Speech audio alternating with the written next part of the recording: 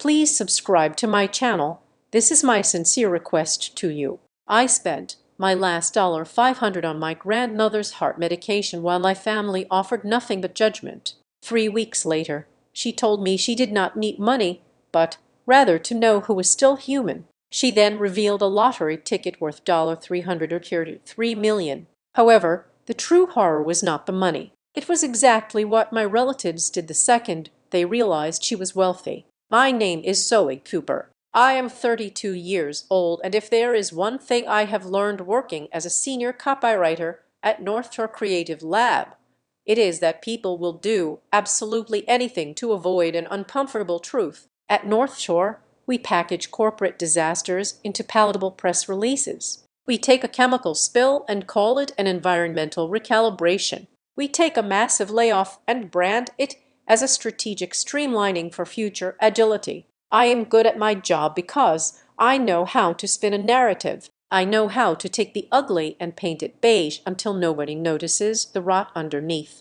But nothing prepared me for the master class in spin that my own family performed last Tuesday. It was 2:00 in the afternoon. I was sitting in a glass-walled conference room in the city, half listening to a 20-year-old intern explain why our client's new soda campaign needed more authentic joy when my phone vibrated against the mahogany table. It was not a work email. It was a notification from the Hive, which is what my mother Diane christened our extended family group chat 3 years ago. She thought the name suggested a busy, productive community working together. In reality, it was just a swarm of insects, buzzing loudly and occasionally stinging the weakest member. The weakest member, according to them, was my grandmother, Eleanor Briggs. We called her Ellie. I slid the phone into my lap, keeping my face neutral for the client. The message preview froze my blood. It was a screenshot forwarded by my mother, followed by a text that read,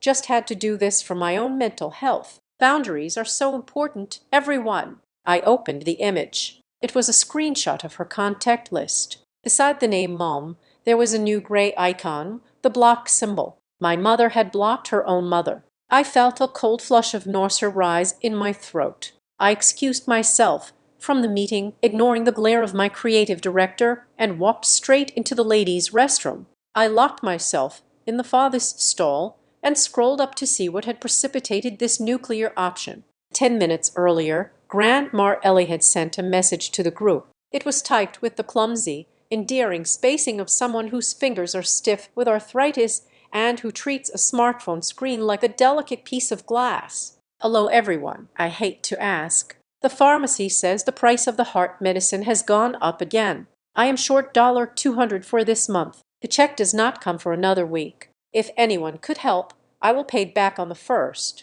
Love, Mom." That was it. A plea for $200. In a family where my mother drove a leased Lexus and my Aunt Mara had just renovated her kitchen with Italian marble, $200 was a dinner bill. It was a pair of shoes. It was nothing. But in the Hive, it was apparently an act of war. I watched the responses roll in real time, standing there in the fluorescent hum of the office bathroom. It was a fascinating, horrifying study in deflection. First came Uncle Jerry, my mother's older brother. "Mom, you really need to look into generic brands. The markup on name brands is a scam. Have you called the insurance company? You have to be aggressive with them." Advice. Free, useless advice. Then came my cousin Cole, Mara's son, who was currently finding himself in a loft downtown that his parents paid for. "Grandma, maybe cut back on the cable TV. Streaming is way cheaper. I can send you a link to a budgeting app." He sent a link. He actually sent a link to a budgeting app to a 78-year-old woman who reused aluminum foil and washed out Ziploc bags. Then the silence, the heavy pregnant pause where you know people are reading the message, seeing the need, and actively deciding to do nothing. I waited for my mother to step in. I waited for her to say, "I got it." Mom, instead, she sent the screenshot showing she had blocked her, and then she typed a follow-up message to the group, excluding Grandma, "I cannot deal with the guilt tripping anymore. Every month it is something. The heater, the water bill, now the pills. It is toxic. I am blocking her for 48 hours to teach her that we are not ATMs. I suggest you all do the same so she learns to manage her assets better. My hands were shaking. I wanted to scream. Manage her assets. Grandma Ellie's assets were a two-bedroom house in a declining neighborhood and a Social Security check that barely covered the property tax. She had spent 40 years working double shifts at a diner to put Diane and Mara through college. She had decimated her savings 10 years ago to help Uncle Jerry avoid bankruptcy. I was typing a furious response. Something scorched earth that would probably get me kicked out of the family when Aunt Mara entered the chat. Mara, the youngest, the one Grandma Ellie had spoiled the most. Mara wrote, "Honestly, Diana's right. It is enabling. And let's be real for a second. At that age, does she really need to be on that many medications? It seems like we are just prolonging the inevitable at a high cost." The air left the bathroom stall. I stared at the screen, unable to comprehend that a human being had actually typed those words about her own mother, prolonging the inevitable. She was talking about my grandmother's life as if it were a subscription service that was no longer providing value for money. I waited. Surely someone would object. Surely my mother, who posted quotes about kindness and calmer on Facebook every morning, would tell her sister that she had crossed a line. Nothing. A thumbs up emoji from Uncle Jerry. A heart emoji from my mother. They agreed. They actually agreed. It was not just about the money. It was a consensus. They had decided collectively that Elena Briggs had outlived her utility. She was now just a line item in their emotional budget that they wanted to cut. I did not scream. I did not throw my phone. Instead, a cold, hard instinct took over. It was the same instinct that made me good at my job. Document everything. I took a screenshot of Mara's comment. I took a screenshot of my mother's admission that she blocked Grandma. I took a screenshot of Jerry's refusal and Cole's budgeting app link. I saved them all to a secure folder on my cloud drive named Receipts. I did not intervene in the chat. I knew if I said anything, they would turn on me. They would call me dramatic. They would say I did not understand the complexity of the situation. They would gaslight me until I doubted my own eyes. So I stayed silent in the digital world, but in the real world I was already moving. I exited the bathroom and walked back to my desk. I sat down and opened my banking app. The number on the screen stared back at me, mocking and cruel. Available balance $50, 1,242. My stomach twisted. It was the 24th of the month. My rent, which was $2,000, was due on the 1st. I had been eating instant oatmeal for dinner for 2 weeks to save up. I was waiting on a freelance check that was already 5 days late. If I spent this money, I was not just broke. I was in danger. I was looking at an eviction notice. I was looking at late fees I could not afford. I looked at the phone again. A new message had popped up, but not in the group chat. It was a direct text from Grandma Ellie. She must have realized nobody was replying in the group. Or maybe she sensed the icy silence. "Zoe, honey, I am sorry I asked in the group. I did not mean to cause trouble. I know everyone is busy with their own lives. Aunt Mara is right. I should budget better. Forget I asked. I will cut the pills in half this month and make them last. I will handle it. Love you." She will cut the pills in half. The doctor had been very clear 3 months ago when I took her to the cardiologist. If she misses a dose or if she underdoses, the risk of a stroke increases by 60%. She needs this specific medication. Ellie, not the generic, because of her allergies. Cut them in half. She was willing to gamble with her life to avoid annoying the people she gave life to.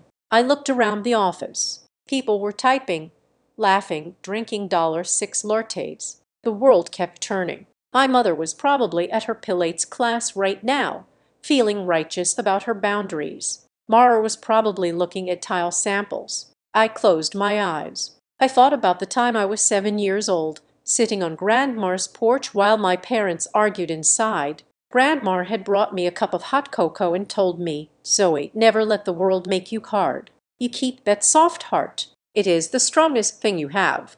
She had saved me 1,000 times in small, quiet ways. And now, for the price of a pair of designer sneakers, my family was willing to let her heart stop beating. I knew what I had to do. It was reckless. It was financially suicidal. It was the only thing that made sense. I opened the pharmacy app on my phone. I had her prescription details saved from the last time I picked them up. I did not just select the 1 month supply. I selected the 90-day supply. If I was going to be broke, I might as well be thoroughly broke, and I did not want her to have to ask these vultures for anything for at least a season. The total came to $489.50. I stared at the confirm order button. If I pressed this, I'd add $22 to my name. I would have to walk to work because I could not afford the subway. I would have to negotiate with my landlord, who was a man with eyes like shark skin and zero patience. I would be eating nothing but the free bananas in the office break room for a week.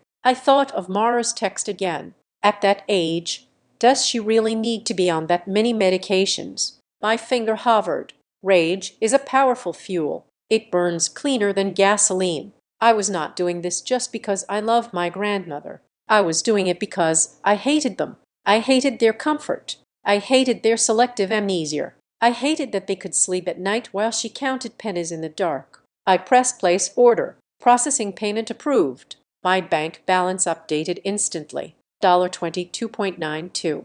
I let out a breath I did not know I was holding. The transaction was done. The courier would deliver the medicine to her door by 6:00 in the evening today. I picked up my phone and typed a reply to Grandma Ellie. I did not tell her I spent my last dime. I did not want her to feel guilty. That was the weapon my mother used, and I refused to pick it up. Grandma, do not cut the pills. I just spoke to a friend who had a coupon. It is taken care of. 3 months' supply is arriving tonight. You do not owe anyone anything. Please take the full dose. I watched the 3 little dots appear as she typed back. Oh, Zoe, you did not have to. Thank you. I will pay you back when the pension comes. I promise. You are a good girl. I do not know what I would do without you. I put the phone down on the desk. The office light seemed brighter, harsher. I felt lightheaded, probably from the adrenaline and the lack of a proper lunch. I was broke. I was terrified. But for the first time in years, I did not feel dirty. I felt clean. I opened the group chat one last time. The conversation had moved on. They were now discussing a pop-up dinner for next Sunday. Mara was asking if she should bring her famous quinoa salad. My mother was coordinating the wine. They were planning a family gathering while ignoring the matriarch of the family. I wanted to type. I just bought the meds. I used my rent money. You are all monsters.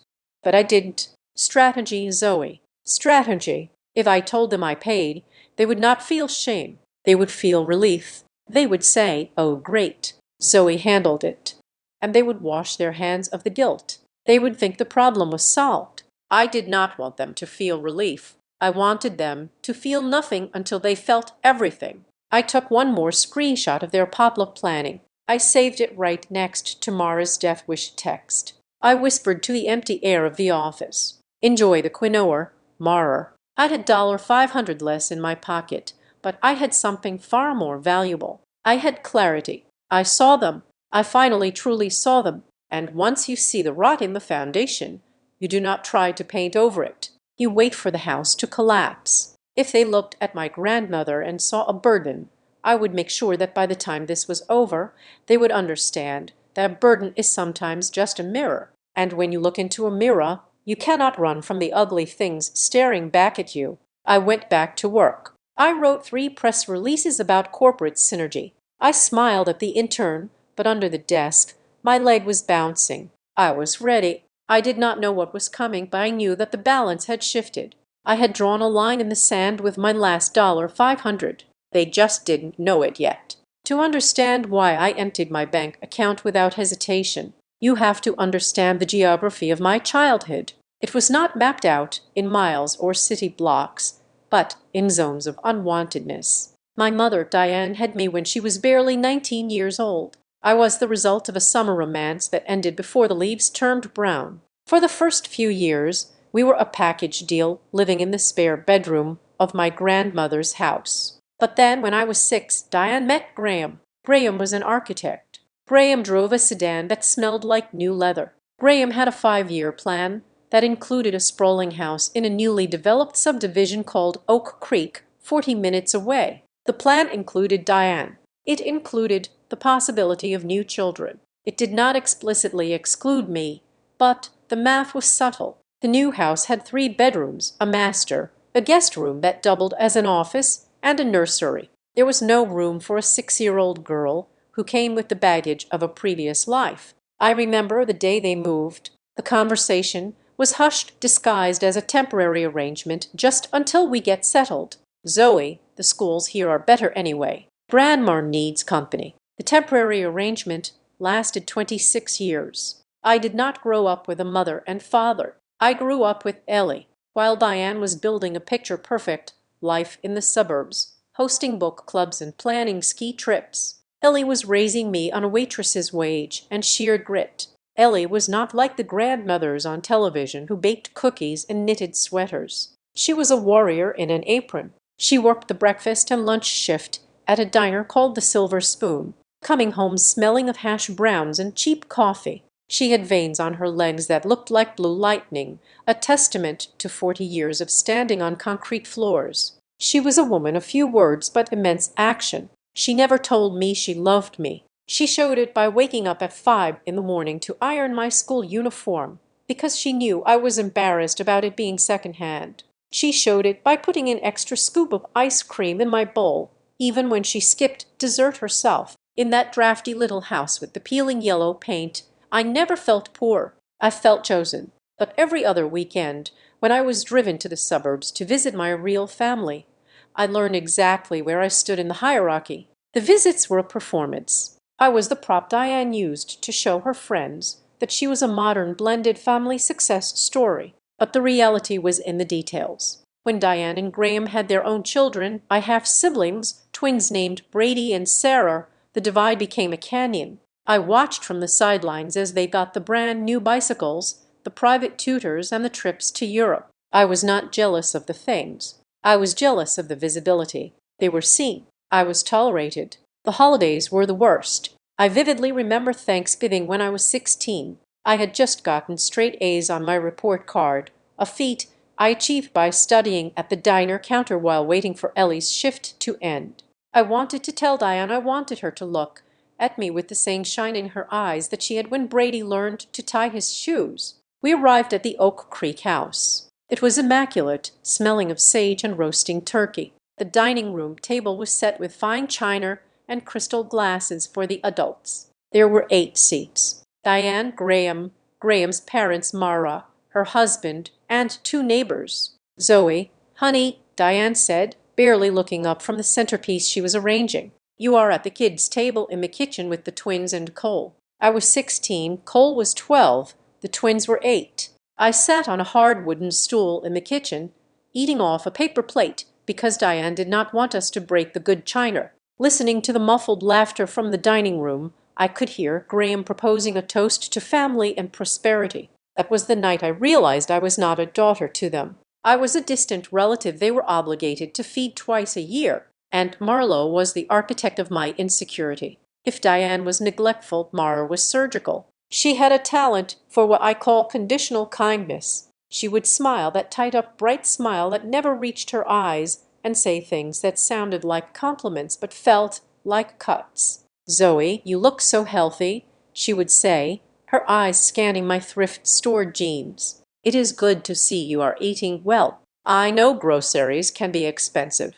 Or, "It is so brave of you to apply to the state university. Not everyone needs the pressure of an Ivy League education. You will fit in much better there." She always spoke to me as if I were a charity case that had gone slightly wrong. She loved to bring up my father, a man neither of us knew, implying that my existence was a mistake that everyone was graciously overlooking. One afternoon, when I was 18 and preparing to leave for college on a scholarship I had fought tooth and nail to get, Mara came by Grandma's house. She looked around the living room, her nose wrinkling slightly at the scent of old paper and dust. "You know, Zoe," she said, touching my arm with a manicured hand, "you really should be grateful to your mother. It was hard for her. Having you so young, it really set her back. Most women would have given up. We all had to pitch in to help handle the situation. I was the situation. I was the setback. I went to the backyard where Ellie was hanging laundry on the line. I was crying silent, hot tears that burned my face. Ellie saw me. She did not ask what happened. She knew Mara. She knew Diane. She simply unpinned a wet sheet, threw it in the basket, and walked over to me. She took my face in her rough, calloused hands. Her thumbs wiped away the tears. "Listen to me," she said, her voice low and fierce like a growl. "You do not need their permission to belong. You belong to yourself, and you belong to the people who show up. Do you understand? Blood is just biology. Love is showing up." She straightened my collar. "Now stand up straight. If you slouch, you are bowing to them. Never bow." That advice became my spine. I went to college. I worked 3 jobs. I graduated with honors. I moved to the city and clawed my way into a marketing firm where people with trust funds usually got the best desks. I did it all to prove that the situation was a success. But beneath the ambition, there was always fear, a knowing cold dread that lived in the pit of my stomach. I knew Ellie was getting older. The woman who once carried trays with 10 plates on one arm was beginning to slow down. I noticed it in the small things. The way she would pause at the bottom of the stairs to catch her breath. The way her handwriting, once looped and elegant, had become jagged and shaky. The way she turned up the volume on the television until the walls vibrated. I tried to talk to Diane about it. "Mom, I think Grandma needs to see a specialist.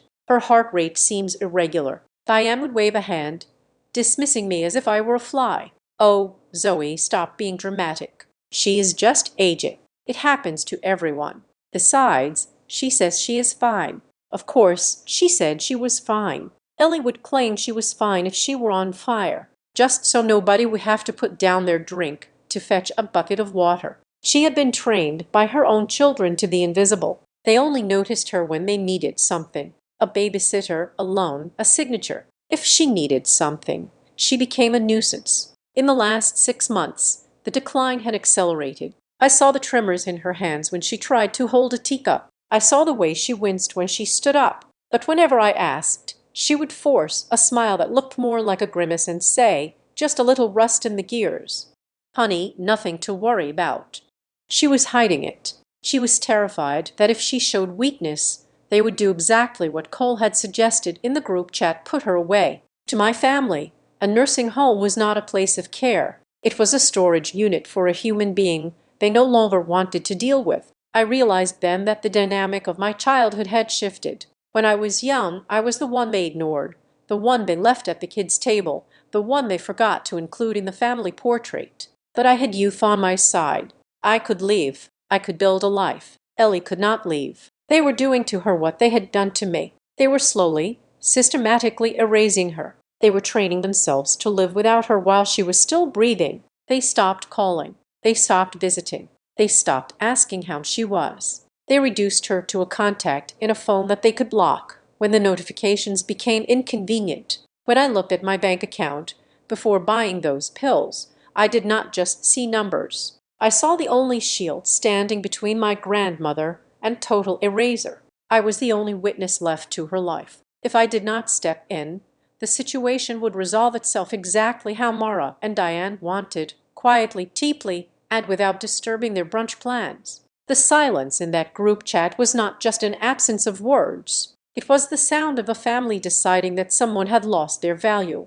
And I knew with a clarity that cut through decades of gaslighting that if I let them discard her, I would lose the only person who had ever made me feel like I had a right to exist. So I bought the time. I bought the pills. I bought the dignity they were trying to steal. But as I sat in my office, hungry and broke, I realized that the battle had only just begun. They thought they were dealing with the quiet, grateful girl who sat at the kids' table. They had no idea that the girl had grown up and she had been taking notes for 20 years. The realization that you have been amputated from your own family does not always happen with a scream or a slam of a door. Sometimes it happens with the soft, digital ping of a social media notification. 2 days after I spent my rent money on Grandma Ellie's heart medication, I was sitting at my desk at North Shore Creative Lab, eating a sandwich I had brought from home because I could no longer afford the cafeteria salad. I was scrolling through Instagram trying to disconnect my brain for 10 minutes when I saw it. It was a photo posted by my cousin Sarah, the twin sister of Brady. The caption read, "So blessed to celebrate my engagement with my absolute favorite people. Family is everything." She said, "Yes, inner circle." I stopped chewing. The photo was professional quality. It was taken at a vineyard estate about an hour north of the city, a place known for $50 appetizers and wait lists that stretched into next season. In the frame, arranged in a perfect semicircle of beige linen and pastel silk, was the entire clan. There was my mother, Diane, holding a champagne flute and laughing with her head thrown back. There was Graham, looking fatherly and proud. There was Aunt Mara, wearing a dress that cost more than my car, with her hand resting affectionately on Sarah's shoulder. Uncle Jerry was there. Cousin Cole was there. Even some of the second cousins from out of state were there.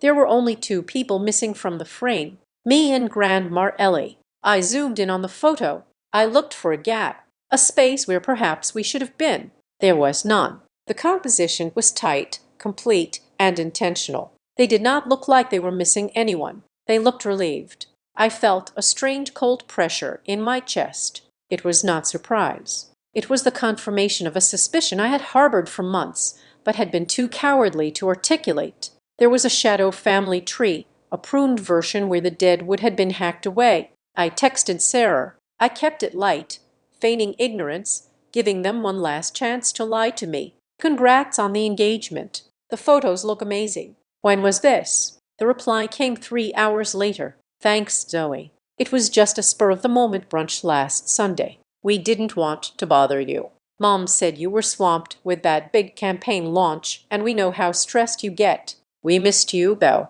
The lie was so smooth. It was almost elegant. "We didn't want to bother you." It is the polite veneer of exclusion. It frames their rejection as an act of consideration. They were not leaving me out. They were protecting my schedule. I did not reply. I knew exactly what spur off the moment meant at a vineyard that required reservations 6 weeks in advance. It meant they had a group chat, a separate one without the obligations, one without the granddaughter who worked too much and the grandmother who needed too much. I drove to Ellie's house that evening. I had to see her. I had to know if she knew. When I pulled into the driveway, the house looked smaller than usual. The siding was graying and the hydrangeas out front were drooping, thirsty for water. I found Ellie in the kitchen sitting at the small round table where I had done my homework for 12 years. She was staring at her phone, her thumb hovering over the screen. She looked up when I entered and her smile was instant, reflexive. It was the smile she used to armor herself against the world. "Zoe, what a nice surprise. I was just about to make tea. Do you want some Earl Grey?" I sat down across from her. I saw the phone screen before she could lock it. It was Facebook. She was looking at the same photos. She was looking at her daughter and her grandchildren, toasting to a future she was not invited to witness. "I saw the pictures," I said quietly. Ellie's hand trembled slightly as she put the phone face down on the table. She smoothed the tablecloth, focusing intently on a non-existent wrinkle. "Oh, those," she said, her voice airy and thin. "Yes, Mara mentioned they might go out for a bite. It looks lovely. Sarah looks very happy." "Grandma," I said, reaching for her hand. Her skin felt like dry parchment paper. "They didn't tell you." "They probably thought I couldn't make the drive," she said, pulling her hand away gently to adjust the sugar bowl. "You know how my head gets in the car. And it was a young people's party. Who wants an old lady slowing down the fun? It is fine, Zoe. Really, it is fine." It was not fine. I watched her as she got up to fill the kettle. Her movements were heavy. It was not just age. It was the weight of invisibility. She was shrinking. I could see it happening in real time. The light in her eyes, which used to be fierce and stubborn, was thinning out like watercolor paint diluted with too much water. Over the next 2 weeks, I made a decision. If they were going to ghost her, I was going to anchor her. I started showing up every other day. I stopped waiting for invitations that would never come. I brought groceries. I brought potting soil. I brought a new light bulb for the porch. We spent the evenings doing the small domestic things that bind people together. We planted a row of winter vegetables in the backyard, her fingers guiding mine as we tucked the seeds into the earth. I cooked dinner, simple things like roast chicken and mashed potatoes, and we ate at the table, talking about everything and nothing. I asked her about her life before I was born. I asked about the grandfather I never met, who died in a factory accident when Diane was a baby. I asked about her time working at the diner. I made her tell me the stories she thought nobody wanted to hear. "You know," she said one evening, laughing as she recounted how she once spilled a milkshake on the mayor, "nobody has asked me that in 20 years. "I am asking," I said. But, despite the laughter, the shadow remained. Every time her phone buzzed, she would jump, hoping it was one of them. It never was. It was usually a telemarketer or a weather alert. The silence from the inner circle was deafening. One Tuesday, I came over to find her sitting on the back porch wrapped in a knitted shawl, staring at the fence line where the paint was peeling. The sun was setting, casting long melancholy shadows across the yard. She did not hear me open the sliding door. "Grandma," I asked softly. She did not turn around. She just spoke to the air, her voice so low I almost missed it. "I feel like I'm disappearing, Zoe." I froze. "What do you mean?" She turned to look at me, and the raw vulnerability in her face broke my heart. "I am still here. I am breathing. I eat breakfast. I watch the news. But to them, it is like I am already gone. I feel like a ghost haunting my own family. They look right through me. Do you know what that feels like, to wonder if you actually exist because nobody reflects you back?" She rubbed her chest right over her heart. "It hurts more than the angina. Being forgotten is a physical pain." That was the breaking point. The passive observation phase was over. I excused myself, walked to the front yard, and dialed my mother's number. It rang 4 times. She answered with a breathless, distracted tone. "Zoe, is everything okay? I am just about to head into a yoga session." "Why wasn't Grandma invited to the engagement party?" I asked. No pleasantries, no preamble. There was a pause on the line. I could hear the muffled sound of a studio in the background, the soft chime of meditation music. "Oh, Zoe, honestly," Diane sighed. "Are we really doing this now?" "Yes, we are doing this now." "Why, it is complicated." She said the universal catchphrase of the coward. "How is it complicated?" "Mom, she is your mother. She lives 40 minutes away. She would have worn her Sunday best and sat quietly in the corner and been thrilled just to see you. You don't understand." Diane's voice sharpened. "It is not just about the distance. It is, look, Mom can be difficult. She has needs. She asks questions. She makes people uncomfortable with her health issues. We wanted Sarah's day to be perfect. We didn't want to have to worry about whether Mom was too hot or too cold or if she took her pills. It changes the vibe." "The vibe," I repeated, tasting the bile in my mouth. "So, her existence ruins your aesthetic." "You're twisting my words," Diane snapped. "We love her, but we have to have boundaries. We can't drag her everywhere. It is better for her to stay home where she is comfortable. We are doing her a favor." "Really?" "And the group chat?" I asked the one without us. "Is that a favor too?" Silence. Cold, thick silence. "We just needed a place to plan logistics without cluttering everyone's phones," she said, her voice tight. "You are being paranoid. Look, I have to go. My class is starting. Tell Mom we send our love." She hung up. "Tell Mom we send our love." They sent love like it was a digital greeting card. Effortless, mass-produced, and utterly worthless. I stood there in the driveway, gripping my phone until my knuckles turned white. I understood now. Complicated was code for convenient. They wanted a family that looked good in photos, not one that required care. They wanted the highlight reel, not the behind-the-scenes footage. Grandma Ellie was messy. She was old. She was a reminder of mortality and obligation, and those things did not pair well with bottomless mimosas. I looked back at the house. The kitchen light was on, casting a warm yellow glow through the window. Inside, there was a woman who had given everything she had to these people, and they had reduced her to a nuisance. But as I looked at that small, sturdy house, I felt a shift in the air. It was the heavy static-charged atmosphere that precedes a thunderstorm. I went back inside. Ellie was still on the porch, but she had stood up. She was looking at me with a question in her eyes. I did not tell her what Diane said.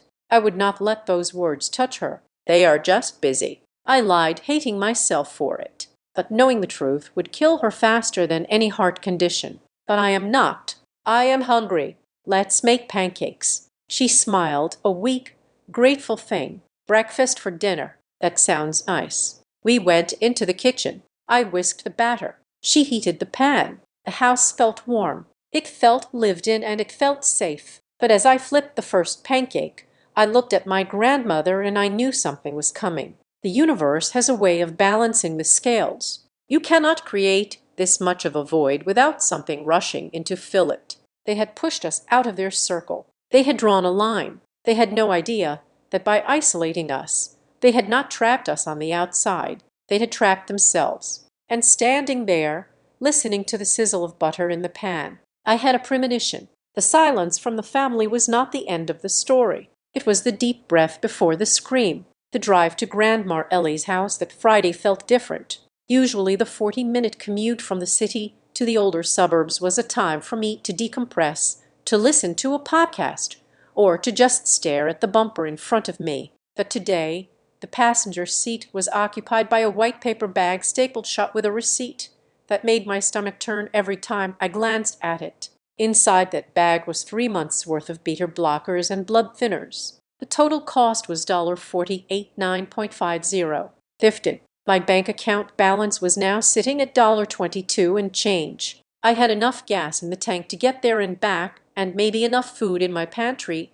to last 3 days if I got creative with rice and beans. But the fear of poverty was distant compared to the immediate crushing weight of the anger I was carrying. I pulled into her driveway. Her house was the only one on the block with the lights off at 7:00 in the evening. She was saving electricity. I let myself in with the spare key. The house was cold. She had the thermostat set to 62. I found her in the living room, wrapped in 2 blankets, watching a game show with the volume low. "Zoe," she squinted, reaching for her glasses. "Is that you? You did not say you were coming." "I am here," I said, dropping my purse on the sofa and holding up the white bag. "And I brought supplies." I walked to the kitchen, flipped on the light, and started unpacking the bag on the Formica table. I lined up the amber bottles, 3 of one kind, 3 of another. It looked like a small pharmacy. Ellie shuffled into the kitchen behind me. When she saw the bottles, she stopped dead. Her hand flew to her mouth. "Zoe," she whispered, her voice trembling. "What did you do?" "I filled the prescription. Grandma, the full 90 days. You do not have to cut pills. You do not have to skip days. You take them exactly as the doctor said." She moved to the table and picked up the receipt I had carelessly left next to the bag.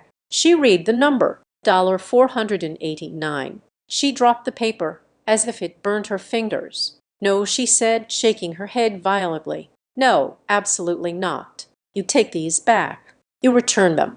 I cannot accept this. I know what you make. Zoe, I know you have rent. You cannot spend $500 on an old woman who is halfway out the door. I cannot return prescription medication. Grandma, it is against the law." I lied. I honestly did not know if it was the law, but I needed her to stop. "You need this money," she cried, and I saw tears welling in her eyes. It was not gratitude. It was shame. She was ashamed that her survival was costing me my security. I grabbed her shoulders. They felt thin, like bird bones under her heavy sweater. "Stop it," I said, my voice firm. "Look at me. Do not apologize. Do not you dare apologize for wanting to live. You are not a car that costs too much to repair. You are my grandmother." She collapsed into one of the kitchen chairs, burying her face in her hands. "I am a burden. That is all I am now. A bill that keeps coming due." I pulled out a chair and sat opposite her. The air in the kitchen was freezing, but my blood was boiling hot. "Grandma," I said, trying to keep my voice level, "I want you to think really hard. When was the last time Mom or Aunt Mara or anyone in that group chat actually helped you? I mean really helped. Not sent a text, not gave advice. When did they sacrifice something for you?" She wiped her eyes with the back of her hand and looked at the ceiling, searching her memory. The silence stretched out long and painful. "Well," she hesitated, Mara brought me some food after Thanksgiving. What food? I pressed. You know, the leftovers, the turkey carcass for soup, some mashed potatoes, the green bean casserole nobody ate. I laughed. It was a short, sharp sound that had no humor in it. Leftovers. They gave you their garbage. Grandma. They gave you the things they were going to throw away, and they called it charity. I pulled out my phone. I had not checked the family group chat since the budgeting app incident, but I needed to see if the rot had spread. I opened the app. There were 40 new messages. I scrolled through them. It was mostly chatter about the upcoming potluck. But then buried in the middle was a message from Cole, my 24-year-old cousin who had never worked a hard day in his life. Guys, I was thinking, Cole had typed, if Grandma is struggling this much with bills and meds, maybe it is time to look into state facilities. I found this place. Shea Acres. It is state subsidized, so it would not cost the family anything. It is basically a dorm for seniors. Efficient. It would take the pressure off Mom and Aunt Diane. Efficient. Take the pressure off. What is it? Ellie asked, watching my face darken. I looked at her. I decided she deserved the truth. Treating her like a child was what they did. I would treat her like an adult. Cole thinks you should go into a home. I said a state-run facility. He says it would be more efficient for the family. Ellie did not gasp. She did not cry. She just went very still. She looked down at her hands, her fingers tracing the grain of the wooden table. I see, she said softly. So that is where we are. That is where they are. I corrected, not us. It feels like, she started, then stopped. She took a deep breath. It feels like what I want does not matter anymore. I worked for 50 years. I bought this house. I raised 2 daughters. But now my opinion on where I sleep or what I eat is less important than their convenience. I am just a problem to be solved. You are not going to a home, I said, and you are not cutting pills. I stood up and walked over to the counter where she kept her mail pile. It was a chaotic stack of envelopes, electric bills, water bills, solicitations. I started sorting through them. What are you doing? She asked. I am taking over, I said. I am setting up autopay for everything, the electric, the water, the pharmacy. I am linking it to my account. No. She stood up, her chair scraping loudly against the floor. Zoe, I forbid it. You cannot pay my bills. I have my pension. It is small, but if I am careful, if you are careful, you freeze, I snapped, pointing at the thermostat. If you are careful, you skip heart medication. That is not living, Grandma. That is slowly dying. I will not be a leech, she argued, her voice gaining some of the old fire. I have never taken money from my children, and I will not take it from my granddaughter. It is not charity, I said, softening my tone. It is management. Look, I will set it up. We will sit down once a month. I will show you every single transaction. You will see exactly where the money goes. If your pension covers it, great. If it does not, I cover the gap. I am not taking your independence. I am just taking the fear away. I want you to be able to breathe, Grandma.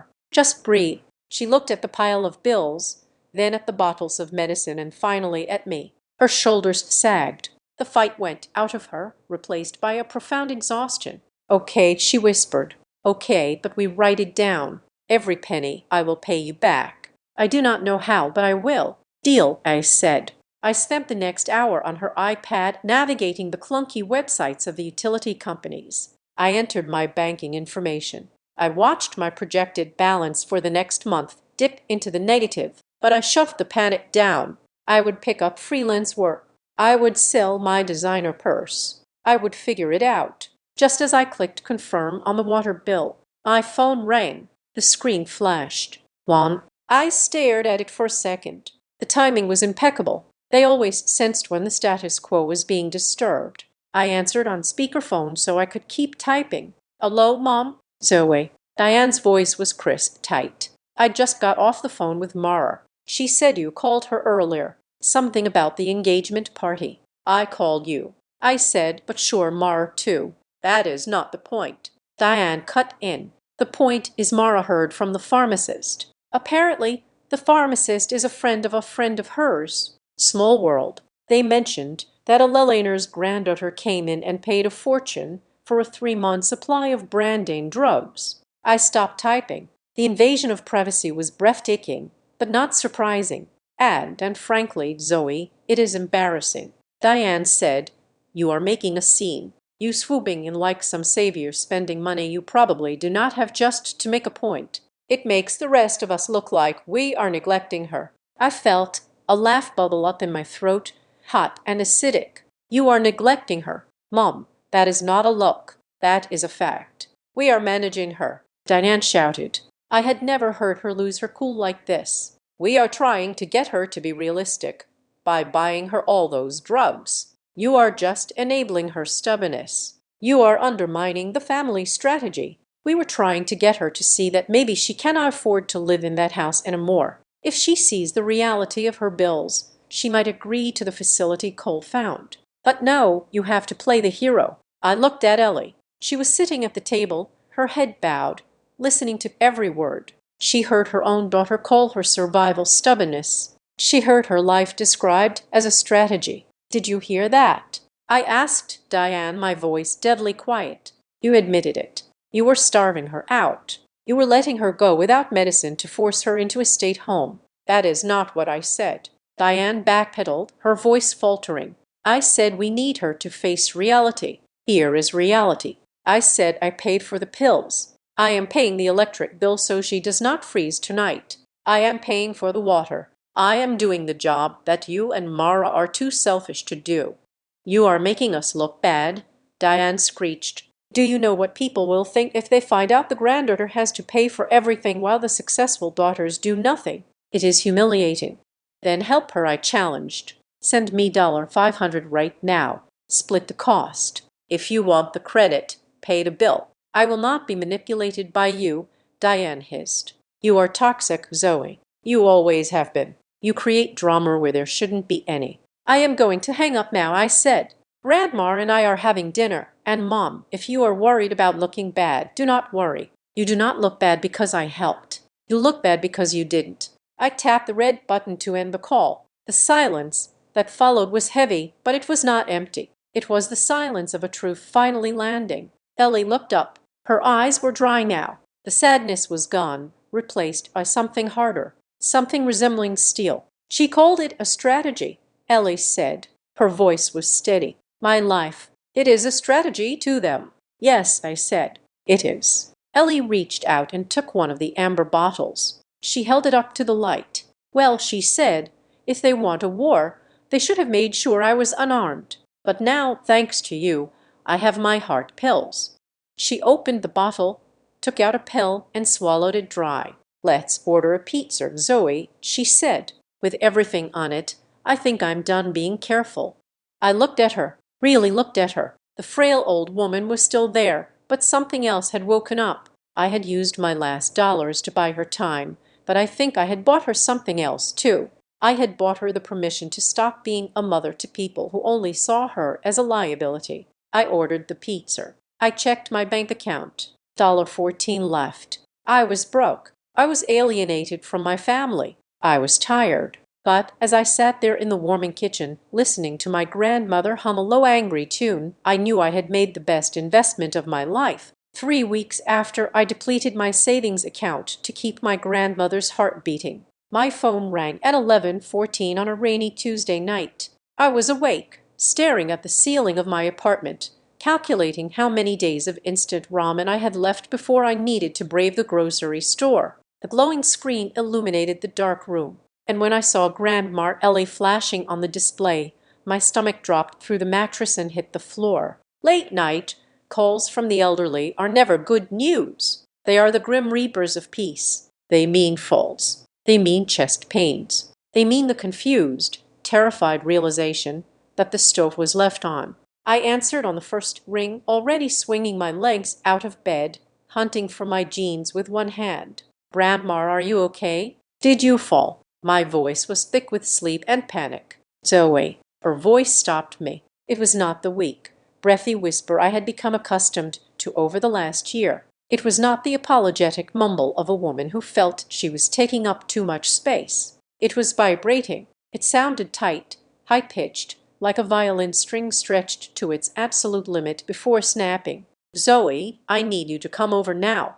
"I am on my way," I said, hopping on one foot as I pulled on a sneaker. "Is it your heart? Did you take the evening pill? Should I call 911? No ambulances," she said, and there was a strange wet sound in her voice. Was she crying or was she laughing? It was a hysterical bubbling sound that I could not place. "Just you do not tell your mother. Do not tell anyone. Just drive, please." She hung up. I drove the 40 minutes and 30. The rain was sheeting down, turning the highway into a blurred slick of oil and neon lights. My mind was racing through a catalogue of disasters. Had she been scammed? I had read about those predatory calls where they convince seniors they owe the government thousands in back taxes. Had she given someone her bank details? Or worse, had the loneliness finally cracked her? Had she done something drastic? I gripped the steering wheel until my fingers itched. Please let her be okay. I cannot fix anything else. I have $14 and a maxed out credit card. I cannot fix a disaster. When I turned onto her street, I expected to see the house dark or perhaps the flashing lights of emergency vehicles. Instead, I saw a beacon. Every single light in Ellie's house was on. The porch light, the living room lamps, the kitchen fluorescent, even the upstairs bedroom light in a neighborhood of sleeping shadowed houses. Hers looked like a cruise ship in the middle of a black ocean. This was the woman who 3 weeks ago sat in the dark to save 40 cents on the electric bill. I parked the car crookedly in the driveway and ran through the rain to the front door. I did not bother knocking. I jammed my key into the lock and threw the door open. "Grandma," I shouted, dripping water onto the entryway row. "I am here." "What is wrong?" She was standing in the archway between the hall and the living room. I froze. She was not wearing her faded flannel nightgown. She was wearing her blue Sunday dress, the one with the lace collar she saved for Easter and weddings. She had put on her pearl earrings. Her hair was brushed and pinned back neatly. And on the coffee table there was a vase of fresh white lilies, expensive ones, the kind you buy from a florist, not the grocery store. "Grandma," I breathed, checking her pupils from across the room. "What is happening? Why are you dressed up?" She smiled. It was a smile I had never seen on her face before. It was not the polite smile of a grandmother. It was the mischievous, terrified, electric smile of a girl who had just gotten away with something massive. "Close the door, Zoe," she said. Her voice was steady, but her hands clasped in front of her were shaking. "Lock it and pull the blinds."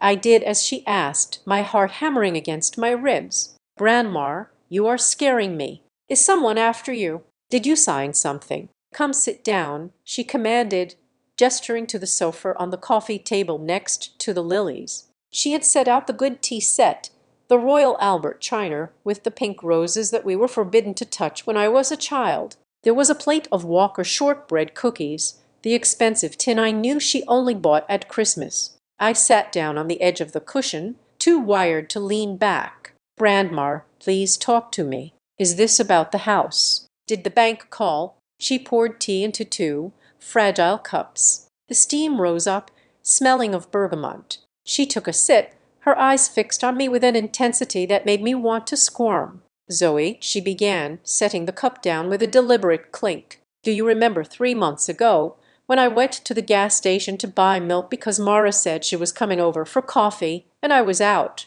"I think so," I said, confused by the detour. "She never showed up." "Right, right. She canceled 10 minutes before because it was raining and she did not want to get her hair wet, but I was already there. And the clerk, a nice boy named David, he was telling me about the jackpot. He said it was a record. He said, 'Ellie, you should buy a ticket just for luck.'" I felt a cold dread wash over me. "Oh, no. Please do not tell me she gambled away her pension. I never buy lottery tickets," she continued, her eyes glistening. "I think they are a tax on desperation." But that day I was so angry at Mara. I was standing there holding a gallon of milk I did not need, feeling like a fool. So I threw a $20 bill on the counter. I told the machine to pick the numbers. I put the ticket in my wallet behind the picture of you and me at the beach. She paused, taking a breath that seemed to rattle in her chest. "I forgot about it, Zoe. I completely forgot. It sat there next to my pharmacy card and my library card for weeks. Then 2 days ago, I was cleaning out my purse because I was looking for a coupon for the soup. Grandma, I interrupted, leaning forward, my voice gentle but firm. Did you check the numbers? Did you win something? Look, these things can be tricky. Sometimes it looks like you won, but it is just a scam to get you to call a premium number. Or maybe you won $500. That would be great. We could pay the heating bill. She looked at me and suddenly the suppression broke. A laugh escaped her, a jagged, tearful sound. Zoe, honey, it is not $500. She reached under the sofa cushion and pulled out a large cream-colored envelope. It was not a piece of junk mail. It was heavy, textured, official stationery. It had the seal of a major law firm embossed in gold on the corner. She slid it across the table toward me. I did not just check the numbers, she whispered. I hired a lawyer, a specialist. I took a taxi into the city yesterday while you were at work. I did not want to tell you until the ink was dry, until I knew it was real. My hands were trembling as I picked up the envelope. It felt heavy, like it contained lead. I opened it. Inside was a letter of verification from the State Lottery Commission attached to a legal breakdown from a firm called Holloway Partners. I scanned the words claimant Elena J. Briggs, draw date August 14th, jackpot verification. My eyes skipped to the bottom to the bolded line that summarized the payout options. Option A, annuity payments over 30 years. Option B, lump sum cash payment. Next to option B, there was a figure. $333 million. I stopped breathing. The room spun. The floral pattern on the armchair seemed to warp and twist. I blinked, sure that my eyes were failing, sure that the stress had finally caused a stroke. I looked again. £1,000. I looked at the number, then at the cookies, then at my grandmother's pearls. This is a typo, I stammered. This is a joke. Is this a prank show? Where are the cameras? It is not a joke, Ellie said softly. The money will be wired to a holding trust on Friday morning. The lawyer, Mr. Holloway, said it is the largest unclaimed ticket in the state's history. I nearly threw it away. Zoe, I nearly threw it in the trash with a Kleenex. I sat back, the letter fluttering from my hand to the floor. I felt nauseous. It was too much. The gap between my reality $14 in the bank, eating oatmeal for dinner, and this piece of paper was too wide for my brain to bridge. $333 million. It was not just money. It was a nation. It was a weapon. You are rich, I whispered. You are richer than God. We are rich, she corrected. But then a thought struck me, a sharp, jagged shard of memory that pierced through the fog of shock. I sat up straight. I looked at the date on the letter. The verification was dated 3 days ago. But she said she found the ticket 2 days ago. No, wait. She said she bought it 3 months ago. I looked at her. Grandma, you found this ticket 2 days ago. Yes. She nodded. But I frowned, my brain working sluggishly. Wait, you said you checked the numbers. You went to the lawyer. You knew about this yesterday. Yes. So, I paused, trying to align the timeline when you texted the group chat asking for $200 for your heart medicine. That was 3 weeks ago. You didn't know then? No, Ellie said. I did not know then. I really was broke, Zoe. I really was terrified. Okay, I exhaled. Okay, that makes sense. I thought, but she interrupted and her voice dropped an octave. It became cold, distinct, and terrifyingly lucid. I knew about this ticket yesterday morning. I knew I was a multimillionaire at 10:00 in the morning yesterday. I stared at her. Okay, and do you know what I did after I left the lawyer's office? She asked. I shook my head. I called your mother, Ellie said. I called Diane yesterday afternoon after I signed the papers, after I knew I never had to worry about a bill again as long as I lived. You told her. I gasped. No, Ellie said. She picked up a cookie, but she did not eat it. She crumbled it between her fingers, watching the crumbs fall onto the pristine tablecloth. I did not tell her. I called her and I said, Diane, the electric bill is due and I am short $50. Could you please spare $50 so I do not have to ask Zoe again? I felt the blood drain from my face. Grandma, why would you do that? Ellie looked up and the look in her eyes was devastating. It was not anger. It was a profound, bottomless sorrow, that had hardened into diamond. She sighed. Ellie said she sighed so loud I could hear it through the phone. And she said, "Mom, we talked about this. You have to learn to live within your means. I cannot keep bailing you out. Ask Zoe if she can pick up an extra shift." And then she hung up. The room was silent. The only sound was the rain lashing against the window pane. I had $300 million in my pocket, Ellie whispered, and she would not give me $50 to keep the lights on. I understood then. I understood the dress. I understood the tea. I understood the strange vibration in her voice. "It was a test," I said. "No." Ellie corrected me, her eyes locking onto mine. "The first time 3 weeks ago, that was real life. That was me begging. But yesterday was the audit." She reached out and took my hand. Her grip was surprisingly strong. "I needed to know, Zoe. I needed to know who was family when there was nothing to gain. I needed to know who would sit in the dark with me and who would only show up for the champagne." She gestured to the letter on the floor. If Diane had said yes, if she had sent that $50, I would have given her half. I would have paid off her mortgage, bought her that vacation home she talks about, given Mara the money for her renovations. I would have shared it all. But she didn't, I said. "She didn't," Ellie confirmed. "She failed. They all failed except you." She leaned back, her face relaxing for the first time, a strange peace settling over her features. "So now," she said, picking up her teacup again, "we have a decision to make. We have a lot of money, and we have a family that thinks I am a destitute burden who needs to be put in a state home." She took a sip of tea, her eyes twinkling with a dangerous light. "I think it is time we taught them a lesson about value, don't you?" I looked at the woman sitting across from me. She was no longer the fragile grandmother I had protected with my last $500. She was a titan. She was a force of nature, and she was holding the ultimate trump card. "What do you want to do?" I asked, feeling a slow, wicked grin spreading across my own face. "I want to disappear," she said, "for a little while. I want to live like a human being, and then I want to see their faces when they find out that the burden is worth more than their entire lives combined." She picked up the checkbook that was sitting under the cookies. She opened it and wrote something quickly. She tore out the check and slid it to me. I looked at it. "Pay to the order of Zoe Cooper. Amount $1 million. Memo for the medicine. That is just the down payment." She said, "Cash it tomorrow. Quit your job. Pack a bag. We have work to do." I looked at the check. I looked at the rain. I looked at my grandmother who had just turned the world upside down. "Okay," I said. "Where are we going?" "Anywhere we want," she replied, "as long as there is no reception for the hive." The check for $1 million sat on the table between us. A slip of paper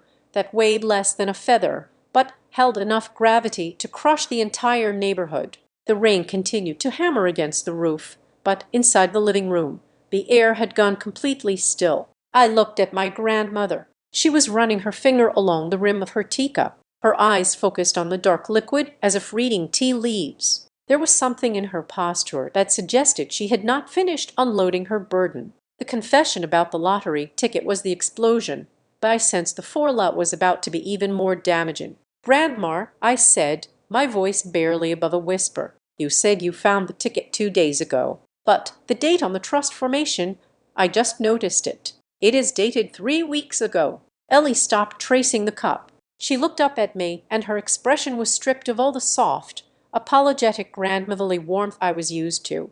In its place was the sharp, flinty look of a woman who had survived 78 years of disappointment and had finally decided to stop making excuses for it.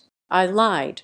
"Zoe," she said. Her voice was clear, devoid of tremors. "I did not find the ticket 2 days ago. I found it 4 weeks ago. I verified the numbers the next morning.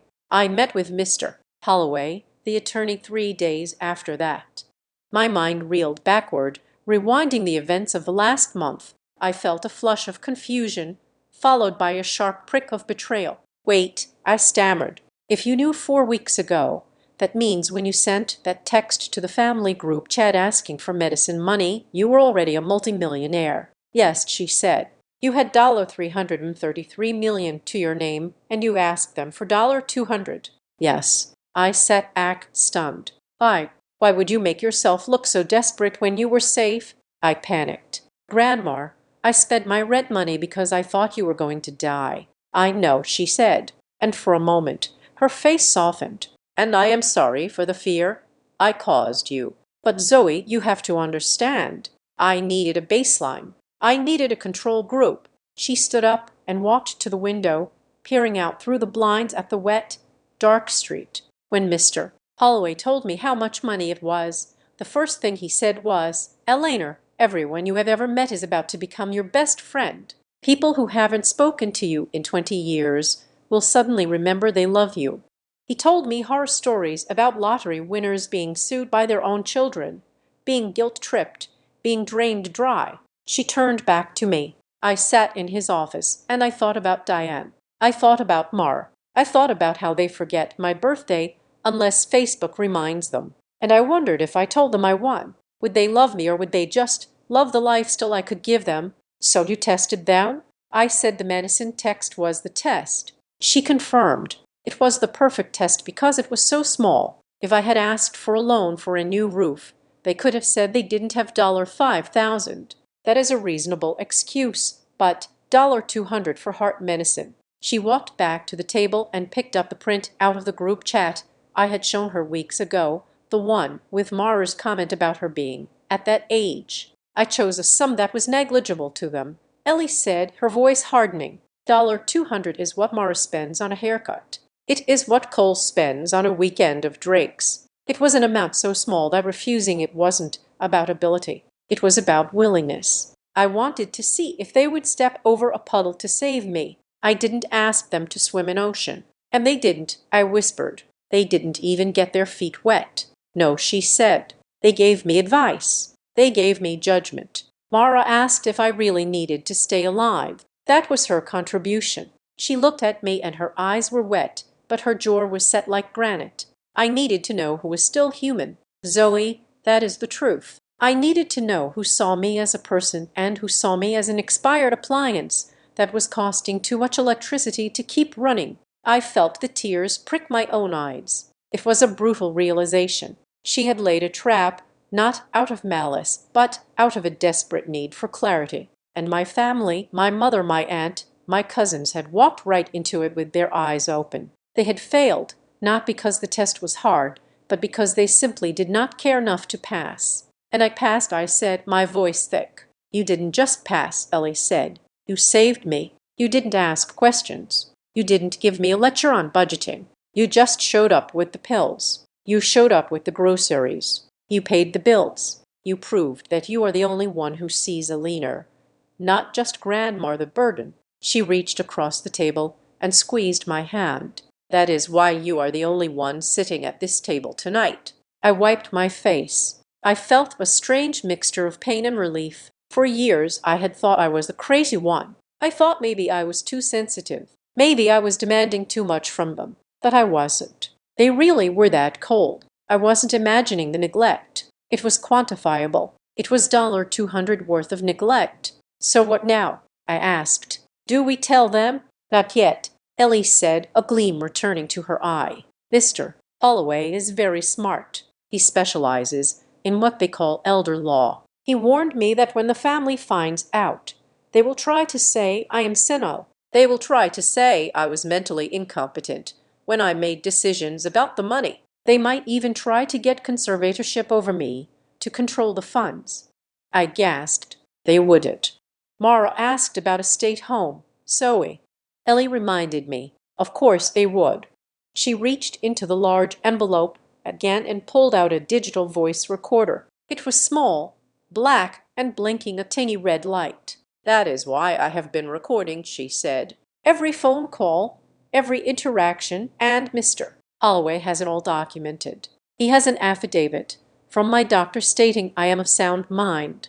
He has the receipts of you paying my bills while they did nothing. He has the screenshots of the group chat. We are building a fortress, Zoe. By the time they realize there is a war, I will have already won. You are incredible. I breathed. I had never admired anyone more than I admired her in that moment. "I am just tired of being a doormat," she said. "Now, here is the plan.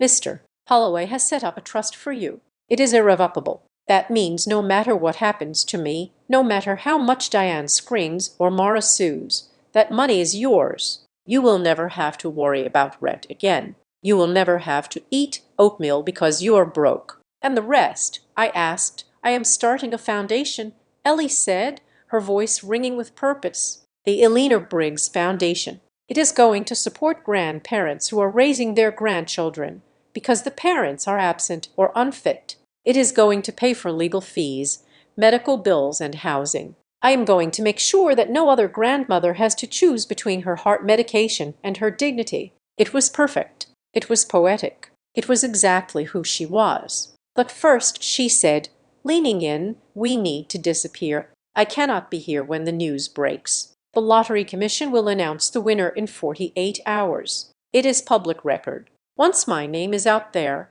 this lawn will be full of reporters and long-lost cousins. Where do we go?" I asked. "I have booked us 2 tickets to Barcelona," she said casually, as if she were discussing a trip to the grocery store. "First class. We leave tomorrow night. Then Switzerland. I hear the air is very good for the heart in the Alps. Tomorrow." I looked at the check, then at my phone. I had a job. I had a lease. I had a life. But then I thought about North Shore Creative Lab. I thought about spinning lies for corporate clients. I thought about the internship I was supervising.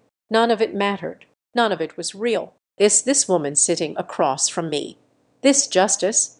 This love. This was real. "Okay," I said. "I will quit in the morning." "Good," Ellie said. "But Zoe, promise me one thing." "Anything." "We do not tell them we are leaving." She said. "We do not say goodbye. We just go. Let them call the empty house. Let them text the number that goes to voicemail. Let them feel for just a few days exactly what I felt for 20 years. The silence. They will be furious," I said. "They will say we abandoned them." "Let them," Ellie said, standing up and smoothing her blue dress. "They will find out the truth soon enough, but they are not going to find out because we were polite enough to tell them. They are going to find out the hard way." She walked to the window and pulled the blind down tight, shutting out the world. "They will know," she said, turning off the living room lamp, plunging us into the soft shadows. "But not in the way they want. They want to check what they are going to get is a mirror." The morning after the revelation, I woke up expecting the world to look different. It did, but not because the sky had changed color or the laws of physics had shifted. It looked different because for the first time in 12 years, I was not waking up to the crushing weight of negative net worth. I rolled over and checked my phone. There were 5 notification emails from my student loan provider, my credit card company, and the bank that held the loan for my used Honda. I opened them, my heart doing a strange, fluttering dance in my chest. Payment received, balance 0, payment received, balance 0, account closed, paid in full. Ellie had not just handed me a check and told me to figure it out. While I was sleeping, she had instructed Mr. Her Holloway to electronically obliterate every single debt attached to my Social Security number. She had done it directly. There was no large transfer of cash into my account that would trigger questions from the family or the IRS. It was a surgical strike against my poverty. I walked into the kitchen. Ellie was there dressed in a sharp beige trench coat, drinking coffee. She looked 10 years younger. The hunch in her shoulders, the one born from carrying the invisible weight of apology, was gone. "Good morning," she said, sliding a plate of toast toward me. "Eat up. We have an appointment at 9:00. "With a lawyer?" I asked, looking at my phone again just to make sure the zeros were still there. "Yes, we are building the moat before we lower the drawbridge," she said. The office of Holloway and Partners was a fortress of mahogany and silence in the financial district. Mr. Holloway was a man who looked like he was carved out of expensive soap, smooth, clean, and vaguely intimidating. He did not treat Ellie like a confused old woman. He treated her like the CEO of a multinational corporation. "Zoe," Mr. Holloway said, sliding a thick document across the polished table. "Your grandmother has instructed us to establish the Zoe Cooper Irrevocable Trust. The initial funding is $10 million.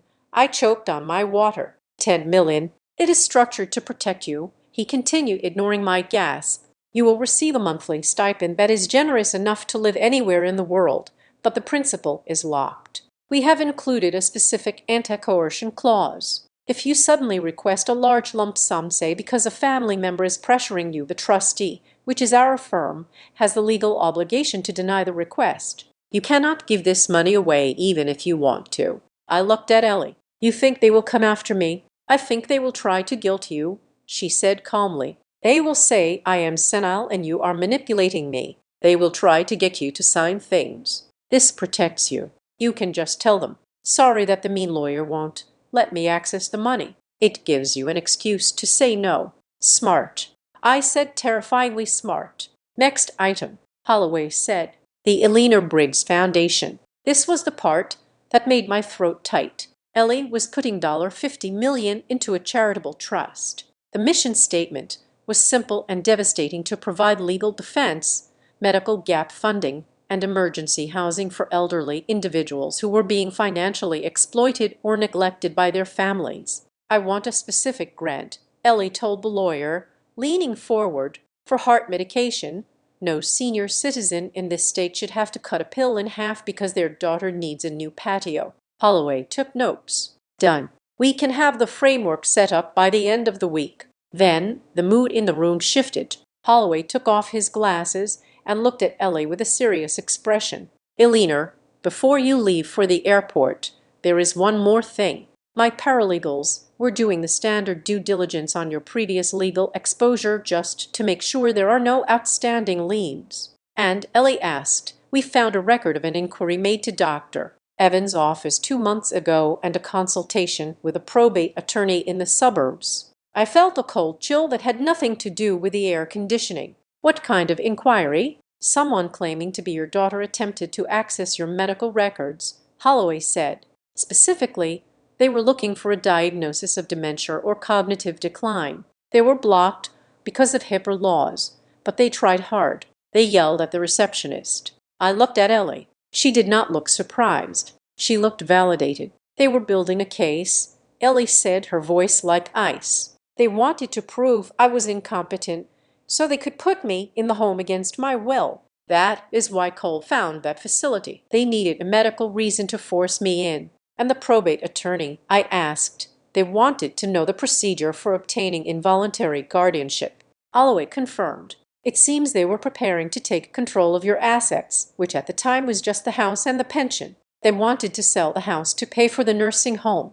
I felt sick. It was one thing to be neglectful. It was another to be predatory. They were actively plotting to strip her of her freedom before she even won a dime. Change everything, Ellie said. She did not hesitate. New locks on the house today. Alarm system, and I want to execute a new power of attorney right now. You, Mr. Holloway and Zoe. No one else. If I end up in a hospital, Bayan is not allowed past the front desk. Drafting it now, Holloway said. We signed the papers with a fury. Every signature felt like a door slamming in their faces. When we walked out of that office, we were no longer just a grandmother and granddaughter on a trip. We were a sovereign nation with closed borders. The flight to Barcelona was a blur of hot towels and reclining seats. I had never flown first class. I had never flown anywhere that did not involve a budget airline and a layover in a grim domestic terminal. But as I sipped champagne at 30,000 St., watching Ellie watch a movie on her personal screen, I realized the luxury was not the point. The point was the exhale. For the first time in years, she was not calculating. She was just existing. Barcelona was a fever dream of color. We stayed in a hotel that used to be a palace. We ate dinner at midnight. We walked down Las Ramblas. And when Ellie saw a silk scarf she liked, she just bought it. She did not look for the price tag. She did not ask if it was on sale. She handed over her black card and kept walking. It is strange, she said to me on our third day as we sat on a terrace overlooking the Mediterranean, eating paella that cost more than my weekly grocery budget. What is, I asked, the money? It does not feel like it changed me. I am still the same person who likes her tea hot and her feet warm. But it changed the air around me. It is like I can finally breathe. She looked at the ocean. Money just clarifies what is already there. Zoe, if you are a greedy person, it makes you a monster. If you are a free person, it gives you wings. And if you are my family, well, it reveals that you were never really family at all. We moved on to Switzerland after 5 days. The air in the Alps was crisp and thin, smelling of pine and snow. We checked into a wellness resort that sat on the edge of a glass-like lake. It was quiet. It was the complete opposite of the chaos we had left behind. It was there in the quiet that I made the mistake. Or maybe it was not a mistake. Maybe it was a subconscious desire to light the fuse. I was sitting on the balcony of our suite, wrapped in a cashmere blanket, watching the sun hit the peaks of the mountains. I looked happy. My skin was clear. The dark circles under my eyes were gone. I took a selfie. I did not tag the location. I did not show the expensive room service cart. I did not show the jewelry. It was just my face, smiling against a backdrop of undeniable, expensive serenity. I posted it to Instagram with a simple caption, "Peace."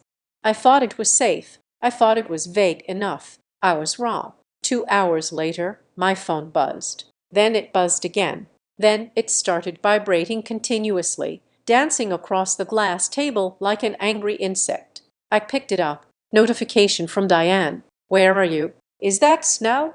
Notification from Mara. "Why aren't you at work?" Notification from Cole. "Dude, that looks like the Alps. Did you win a contest?" And then the one that stopped my heart. Comment from a random user on my photo. "Wait, is that the Hotel Royal in Lucerne? I just saw a woman who looks exactly like your grandmother in the lobby. Isn't she supposed to be broke?" I looked at Ellie. She was reading a book, perfectly calm. "Grandma," I said, "I think I tripped the wire." She looked up. "Did you?"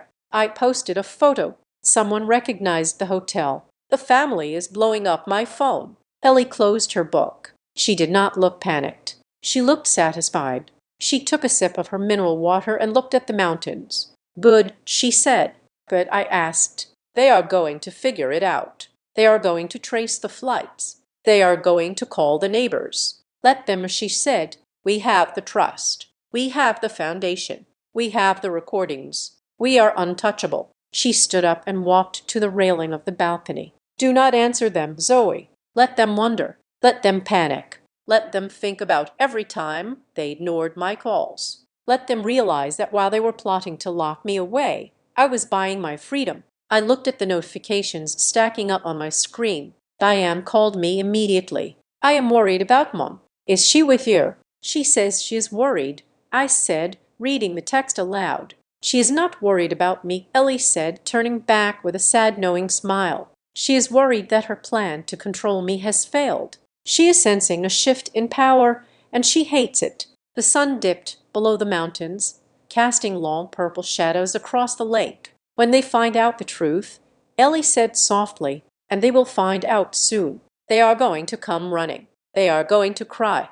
They are going to say they are sorry." "Do you think they will mean it?" I asked. Ellie shook her head.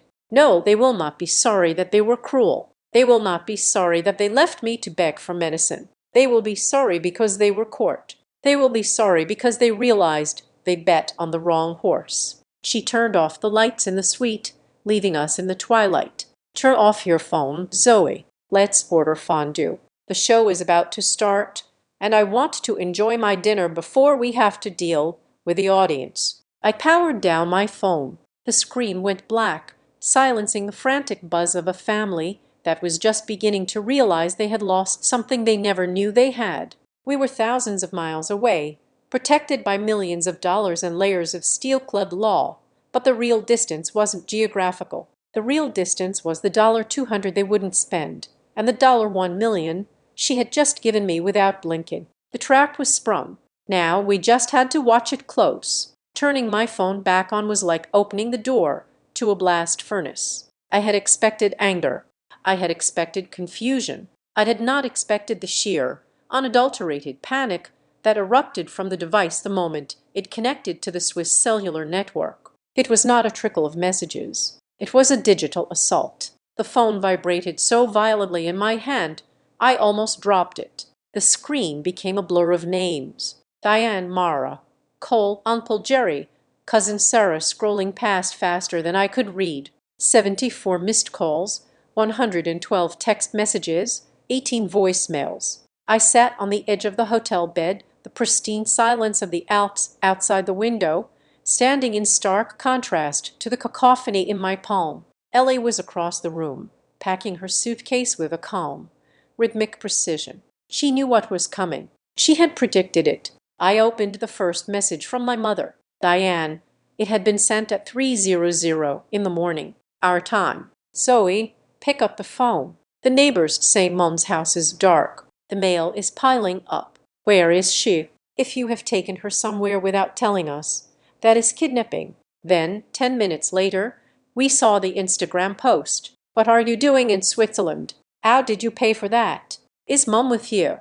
Call me immediately or I'm calling the police. Then, an hour later, the tone shifted from concern to accusation. This was after the news must have broken locally. Or perhaps Mr. Holloway had leaked a confirmation of the win to the press as part of the strategy. The news is saying the winner of the Powerball is from our county. Zoe, tell me right now, did Mom win? Is that why you are acting so weird? You need to answer me. This is a family matter. You cannot handle this alone. I scrolled down to Aunt Mara's contribution. Her messages were less frantic and more legalistic. Zoe, we are very concerned that you are taking advantage of Mom's confusion.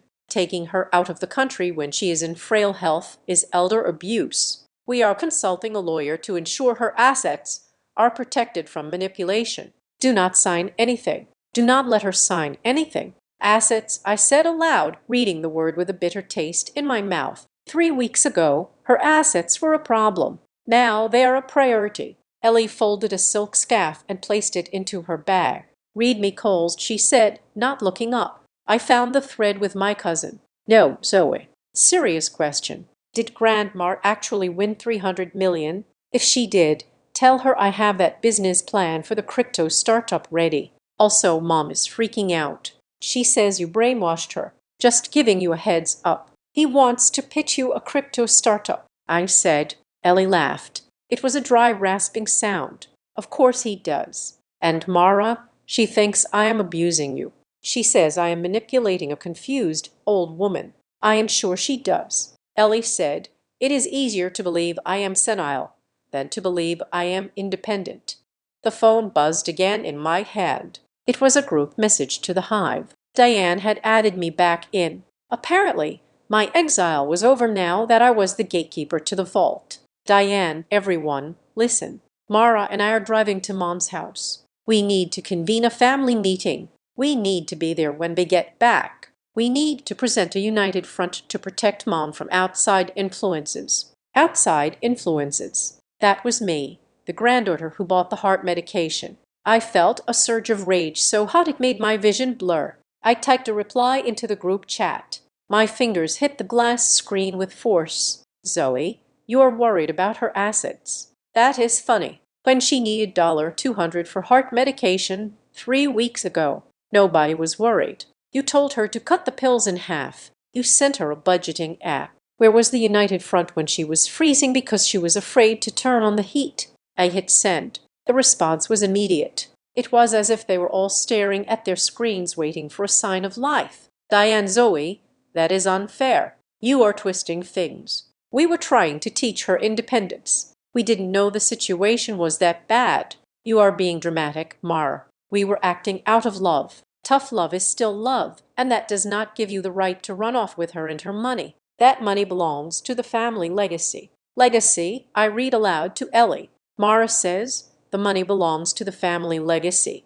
Ellie stopped packing. She walked over to me and took the phone from my hand. She looked at the screen, reading the stream of excuses and justifications. She did not look angry. She looked resigned, like a teacher realizing the entire class had failed the final exam. She typed a message herself. She did not sign it Mom or Grandma. She just typed, I asked for help to stay alive. You told me I was a burden. You told me to budget better. I followed your advice. I budgeted. I hired a lawyer and now I am solvent. I do not need a meeting. I needed a family. I didn't have one then, and I certainly do not have one now that I am wealthy. She sent it for a full minute. The group chat was silent.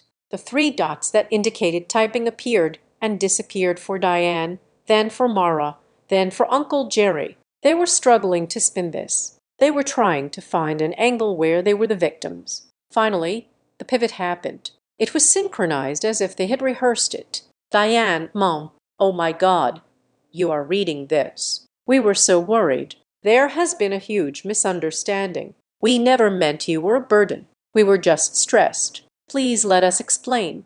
We just want to make sure you are safe. Mara, Mom, please come home. Zoe is putting things in your head. We love you.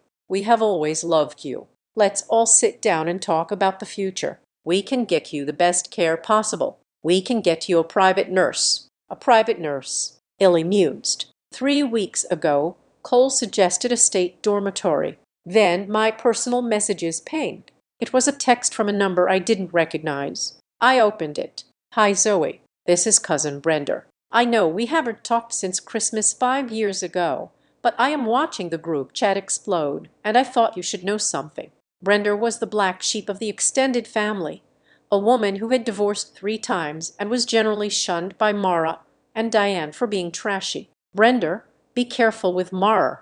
2 months ago, she called me asking for the number of my friend who works in probate court. She asked specifically about the process for involuntary guardianship. She said Grandma was losing her marbles and they needed to take control of the house before she did something stupid.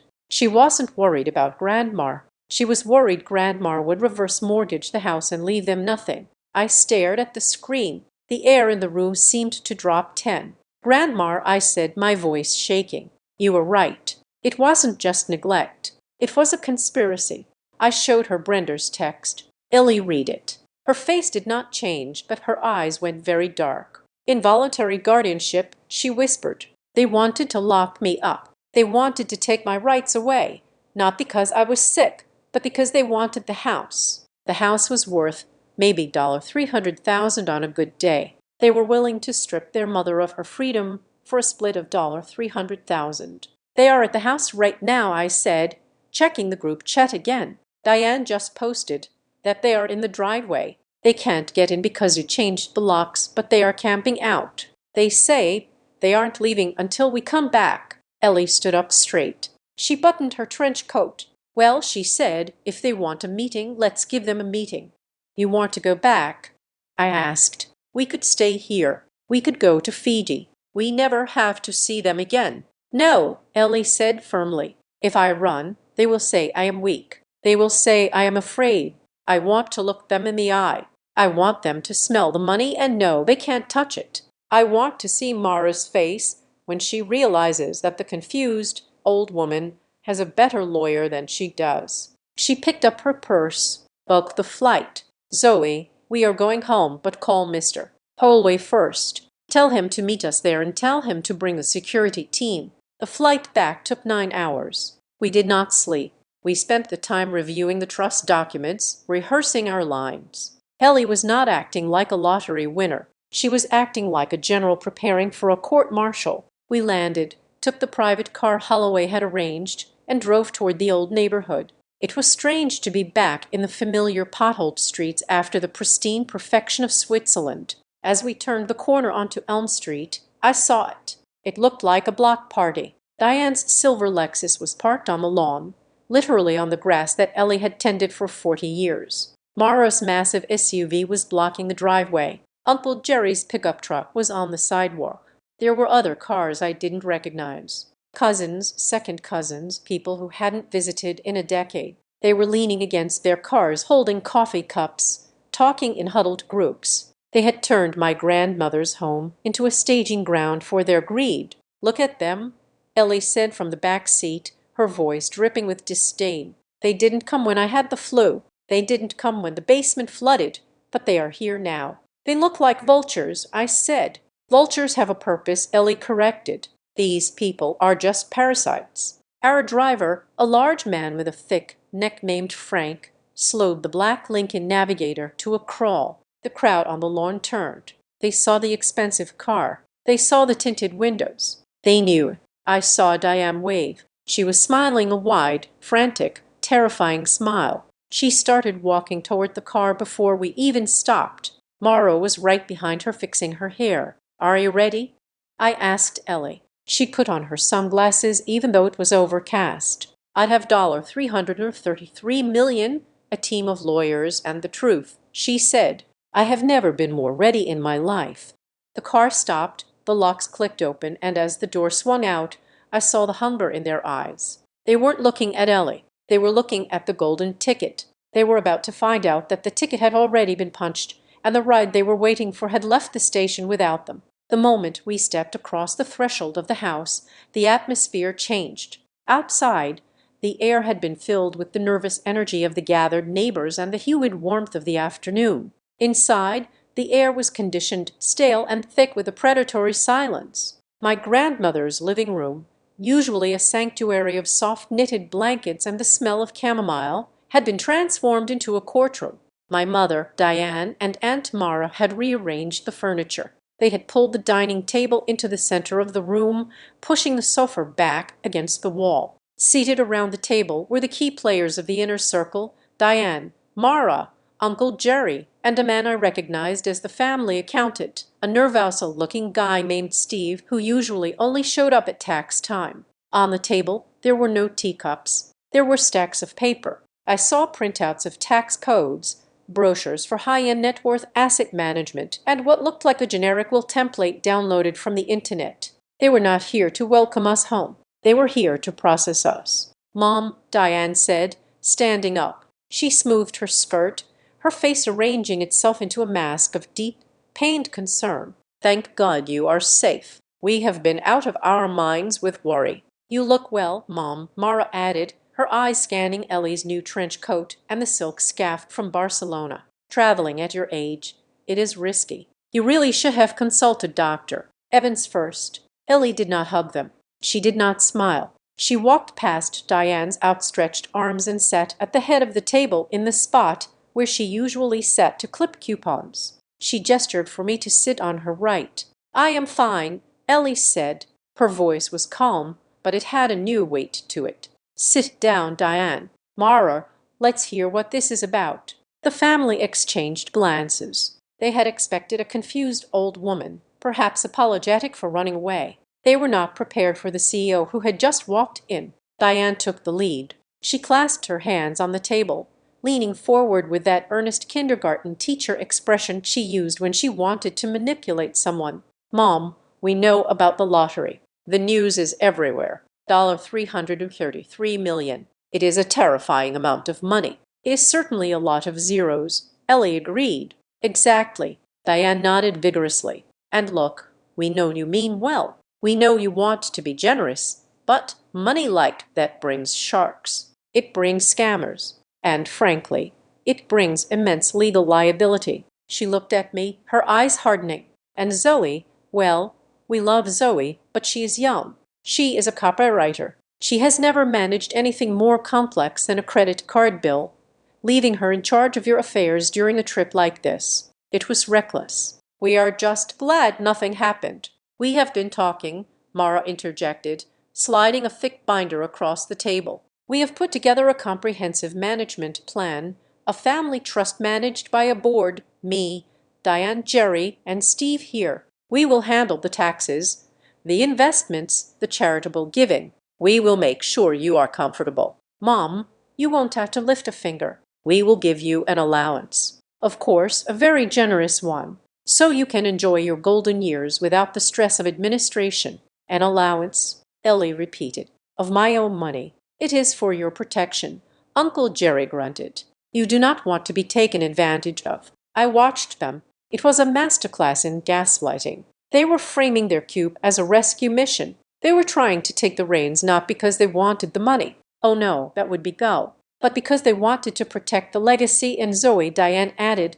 turning to me with a pitying smile, "We know you have debts. We can help with those. We can set you up with a financial advisor so you do not blow through whatever Mom gave you. It is important you learn responsibility." I almost laughed. The audacity was breathtaking. "I appreciate the concern," Ellie said. She reached into her bag. "But before we go any further, I think we need a second opinion." She pulled out her iPad, propped it up on the table and tapped the screen. "What is this?" Mara asked, frowning. "I'm inviting my counsel to join the meeting," Ellie said. The screen flickered to life, and the sharp, pitiful face of Mr. Holloway filled the display. He was sitting in his office, backed by a wall of law books, looking every inch the legal shark Diane had just warned us about.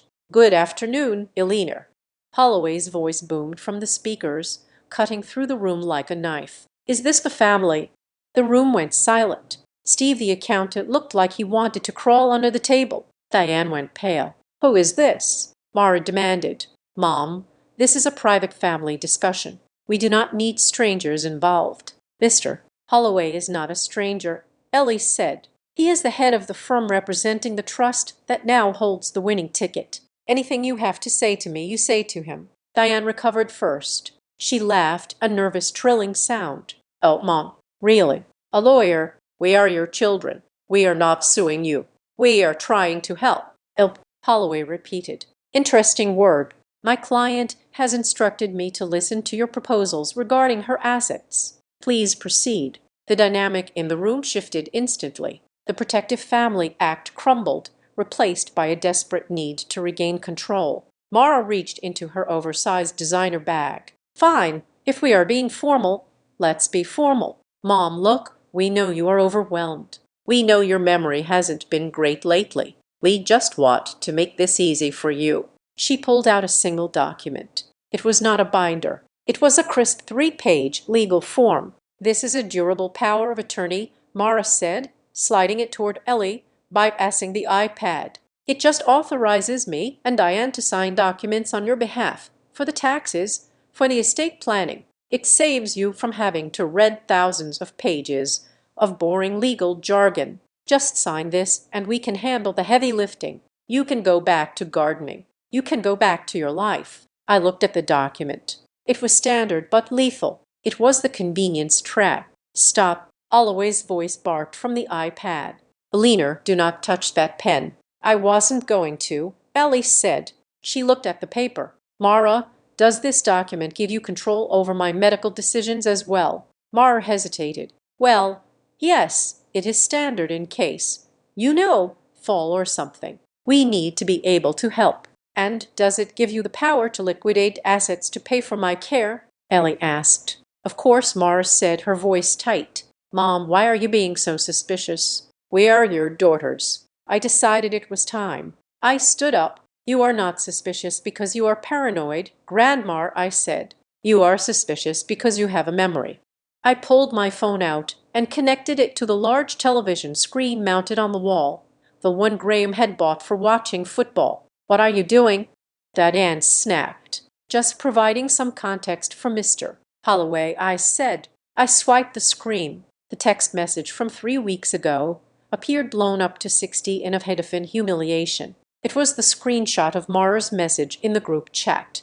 "Mara, at that age, does she really need to be on that many medications? It seems like we are just prolonging the inevitable at a high cost." The room froze. Marla's mouth opened, then closed. She looked at the screen, then at Ellie, then at the lawyer. "That was out of context," Mara stammered. "We were discussing generic brands. We were discussing the efficacy of the treatment."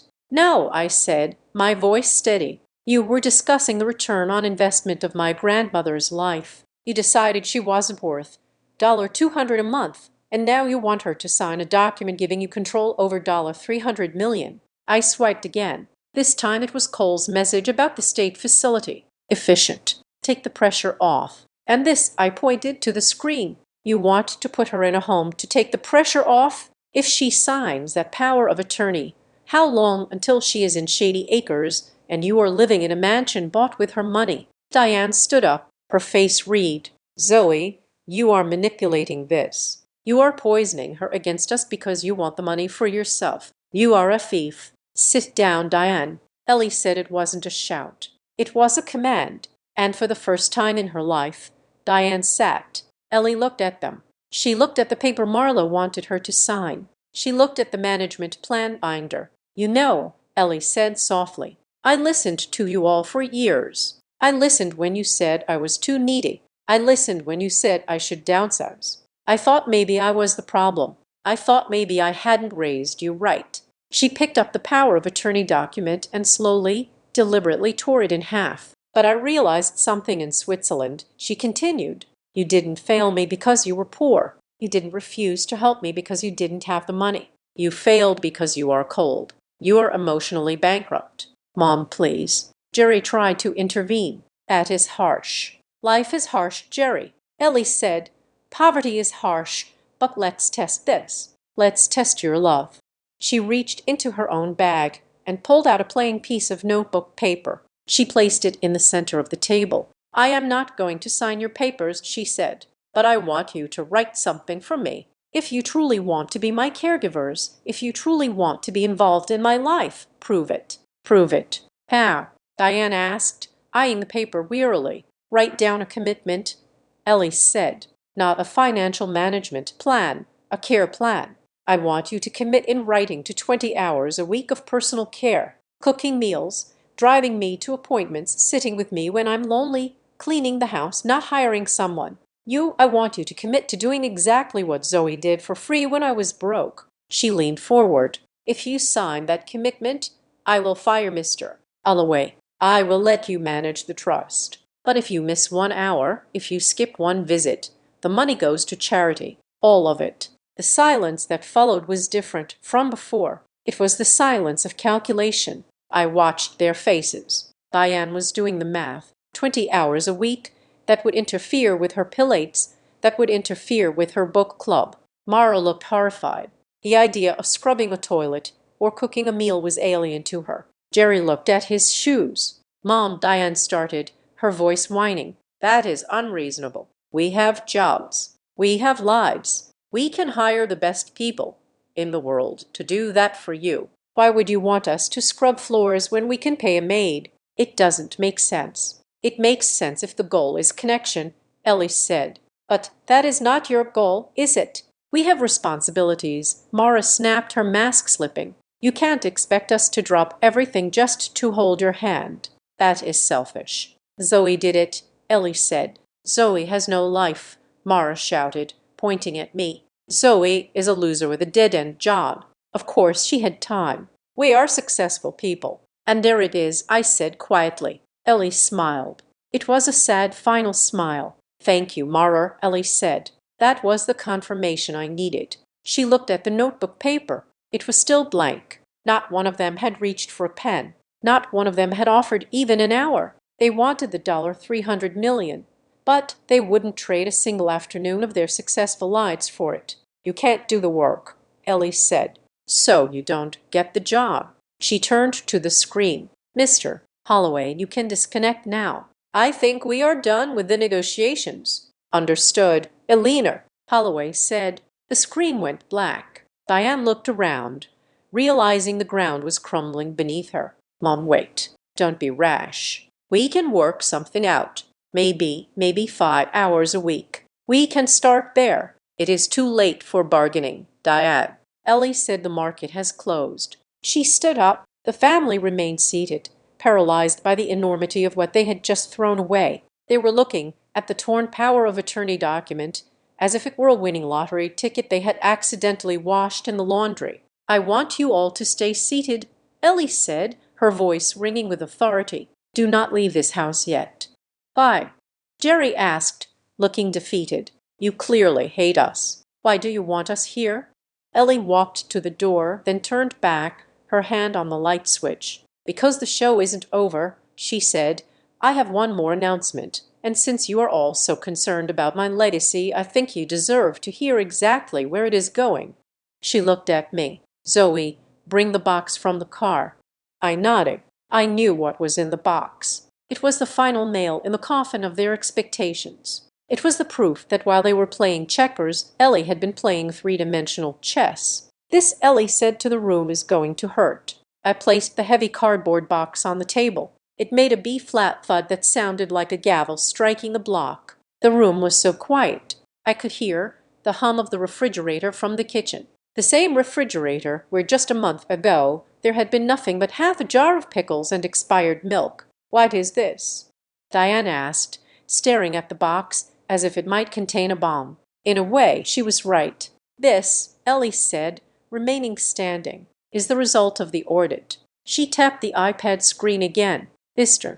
Holloway reappeared. His face was grave, his background blurred, but his voice was crisp, filling the living room with the terrifying authority of the law. Before we proceed to the distribution of assets, Holloway said, looking directly into the camera lens, I need to make a formal declaration for the record. This meeting is being recorded. I, Arthur Holloway, certify that my client, Elena Briggs, has undergone 3 separate independent psychiatric evaluations over the last 14 days. She has been declared fully competent, of sound mind, and free from any external duress or undue influence. Any attempt to contest her decisions based on a claim of incapacity will be met with a countersuit for malicious litigation and a filing for sanctions. He paused, letting the weight of those words settle on Mara's shoulders. Furthermore, Holloway continued, the trust documents we have executed contain a no-contest clause. If any beneficiary attempts to challenge the validity of the will or the trust in court,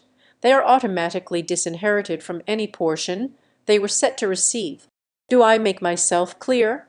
Crystal, Ellie said. She didn't look at the screen. She looked at her children.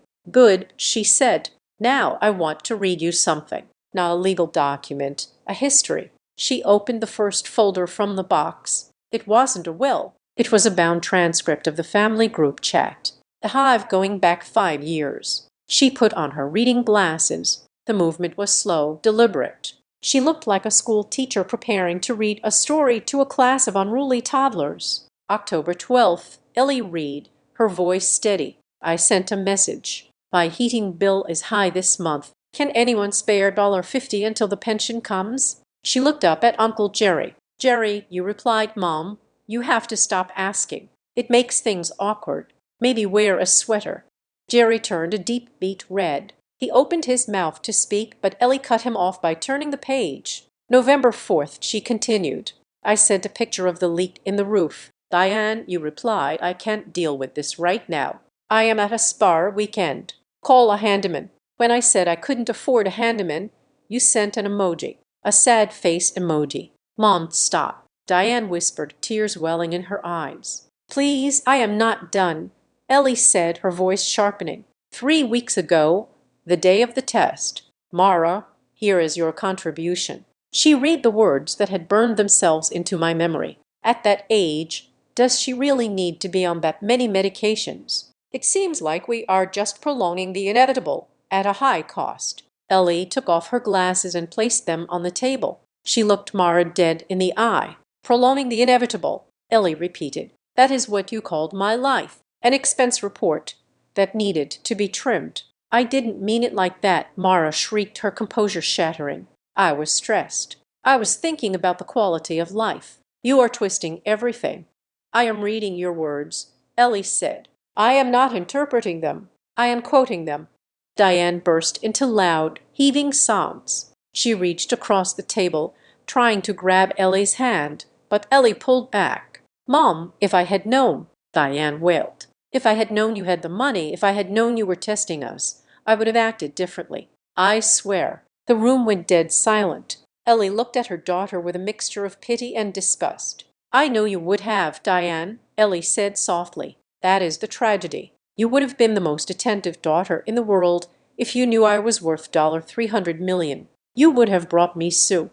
You would have driven me to the doctor. You would have called me every day. She leaned in close. You are kind when it is profitable, but love is what you do when there is no profit. Love is what you do when it costs you. She poisoned you, Mara suddenly shouted, jumping to her feet and pointing a trembling finger at me. It is her, Zoe. She has been whispering in your ear. She brainwashed you. She is a manipulator. She probably intercepted our messages. She is a snake. MS. Briggs. Holloway's voice thundered from the iPad louder than I had ever heard it. I am warning you right now. You are accusing my client, MS. Cooper, of coercion and fraud. Those are actionable tors. If you say one more word defaming her character without evidence, I will file a slander suit against you personally before the sun goes down. Sit down. Mara froze. She looked at the screen, then at me. I didn't flinch. I stood next to my grandmother, my hands clasped behind my back, watching her unravel. "Sit down, Mara," Ellie said. "We are at the end." She reached into the box and pulled out 5 envelopes. They were thin, white, standard business envelopes. "I have made my decision regarding the estate," Ellie announced. "Zoe is the primary beneficiary of the Elena Briggs Trust. She will receive the bulk of the liquid assets, the real estate portfolio we are building, and control over the family archives." But Cole gasped from the corner where he had been sulking. "She gets everything. She gets what she earned," Ellie said. "She invested everything she had in me. Now I am returning the investment." She slid the white envelopes across the table. "One for Diane, one for Mara, one for Jerry, one for Cole, one for the twins. However," Ellie said, "I did not forget you. I know you care about legacy. I know you care about fairness. So I have left you each a specific inheritance." Diane tore open her envelope with trembling fingers. She pulled out a check. She stared at it. Her eyes bulged. "$1," she choked out. $1, Ellie confirmed. "And a letter." Diane pulled out the folded letter behind the check. It was a single page. Stapled to it was a photocopy of the text message where she said she had blocked Grandma. "The letter explains exactly why you are receiving this amount." Ellie said, "It details the dates, the times, and the messages where you refused to help me. I have instructed Mr. Holloway to keep a copy of these letters on file. If you ever try to tell the press that I was a cruel mother, he will release these letters to the public. The world will know exactly why you got $1." "This is insane," Jerry shouted, throwing his check on the floor. "You can't do this. We are in your blood." "Blood is biology," Ellie said, repeating the words she had told me years ago in the backyard. "Family is behavior and the rest." Mara hissed, clutching her $1 check like it was a grenade. "You have $300 million. You can't give it all to Zoe. That is too much for one person. Where is the rest?" Ellie smiled. This was the moment she had been waiting for. "You are right," she said. "It is too much for one person. Zoe doesn't want it all. So we established the Elena Briggs Foundation." She pulled a glossy brochure from the box and tossed it into the center of the table. "The foundation has an endowment of $200 million," Ellie declared. "Its mission is to provide emergency financial assistance to elderly Americans who are at risk of medical neglect." She paused, letting the irony soak into the carpet. Specifically, she added, her voice hard as steel, "The bylaws state that the funds are to be used for seniors whose families have refused to assist them with the cost of life-saving medication. Every time the foundation cuts a check for someone's heart pills, the letter accompanying it will say, 'This grant is made in honor of the family of Elena Briggs, who taught her the value of $200. "You are mocking us," Diane whispered, her face pale. "You are using $200 million to humiliate us forever." "I am using the money to make sure no one else has to feel the way you made me feel," Ellie corrected. "It is not fair," Cole yelled, stepping forward. "Grandma, come on. I have student loans. I have a future. You are giving money to strangers instead of your own grandson. How is that fair?" Ellie stood up.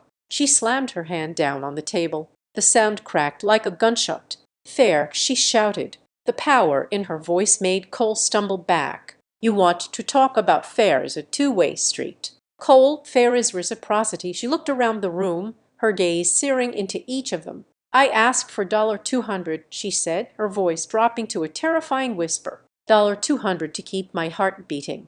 That is all I asked. If any of you had given it to me, you would be sitting on a yacht right now. I would have given you the world." She waited. "So tell me," she demanded, "when I asked for $200, who gave it to me?" Silence. Absolute suffocating silence. Diane looked at the floor. Mara looked at the wall. Jerry looked at his hands. "Nobody," Ellie answered herself. "Nobody but Zoe. So do not talk to me about fairness. You got exactly what you paid for. You invested $0. You got $0. She pointed to the door. "Get out, Mum." Diane started. "Get out," Ellie roared. "Get out of my house. Get off my lawn. Take your cars. Take your $1 checks and go. If you are not off this property in 5 minutes, Mr. Holloway will call the police and have you arrested for trespassing." And don't think I won't do it. I have a very expensive security team waiting down the street who would love to escort you out. Let's go, Mara muttered, grabbing her bag. She looked at Ellie one last time, her eyes full of venom. You are going to die alone, old woman. I would rather die alone, Ellie said, than live with the vultures. They filed out. It was a procession of defeat. Diane was sobbing loudly. Jerry was cursing under his breath. Cole looked like he was in shock. Marla walked with her head high, but I saw her hand shaking as she gripped the door frame. I walked to the door and watched them go. They got into their cars, the Lexus, the SUV, the pickup truck. The engines roared to life. They didn't look back. They just drove away, leaving tire marks on the wet pavement. I closed the door. I turned the deadbolt. I engaged the new security chain. The silence that rushed back into the house wasn't the heavy, lonely silence of before. It was a clean silence. It was the silence of a storm that had finally blown itself out. Ellie was standing by the table, her hands resting on the box of receipts, her shoulders slumped. The adrenaline was fading, leaving her looking small again, but not weak. Never again weak. Are you okay?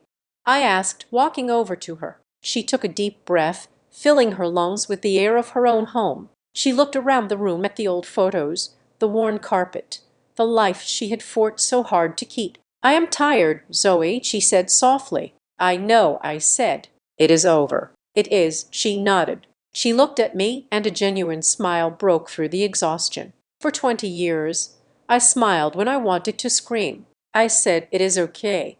When it hurt, I pretended I didn't see them rolling their eyes. She exhaled, a long shuddering breath that seemed to carry decades of weight out of her body. Finally, she whispered, finally, I don't have to act fine anymore. I can just be. You are free, I said. We are free, she corrected. She reached out and took my hand. Her skin was warm. Her pulse was steady thanks to the medicine and thanks to the fire that had reignited in her soul. You know, she said, looking at the door where they had just exited. They called me a burden for so long, I almost started to believe it. I squeezed her hand. I looked at this woman who had outsmarted them all, who had turned her pain into a fortress and her love into a legacy. Grandma, I said, my voice thick with emotion, you are not a burden. You never were. I looked at the empty chairs where the successful family members had sat, exposed and small. You are the standard, I said. And they just couldn't measure up, Ellie smiled.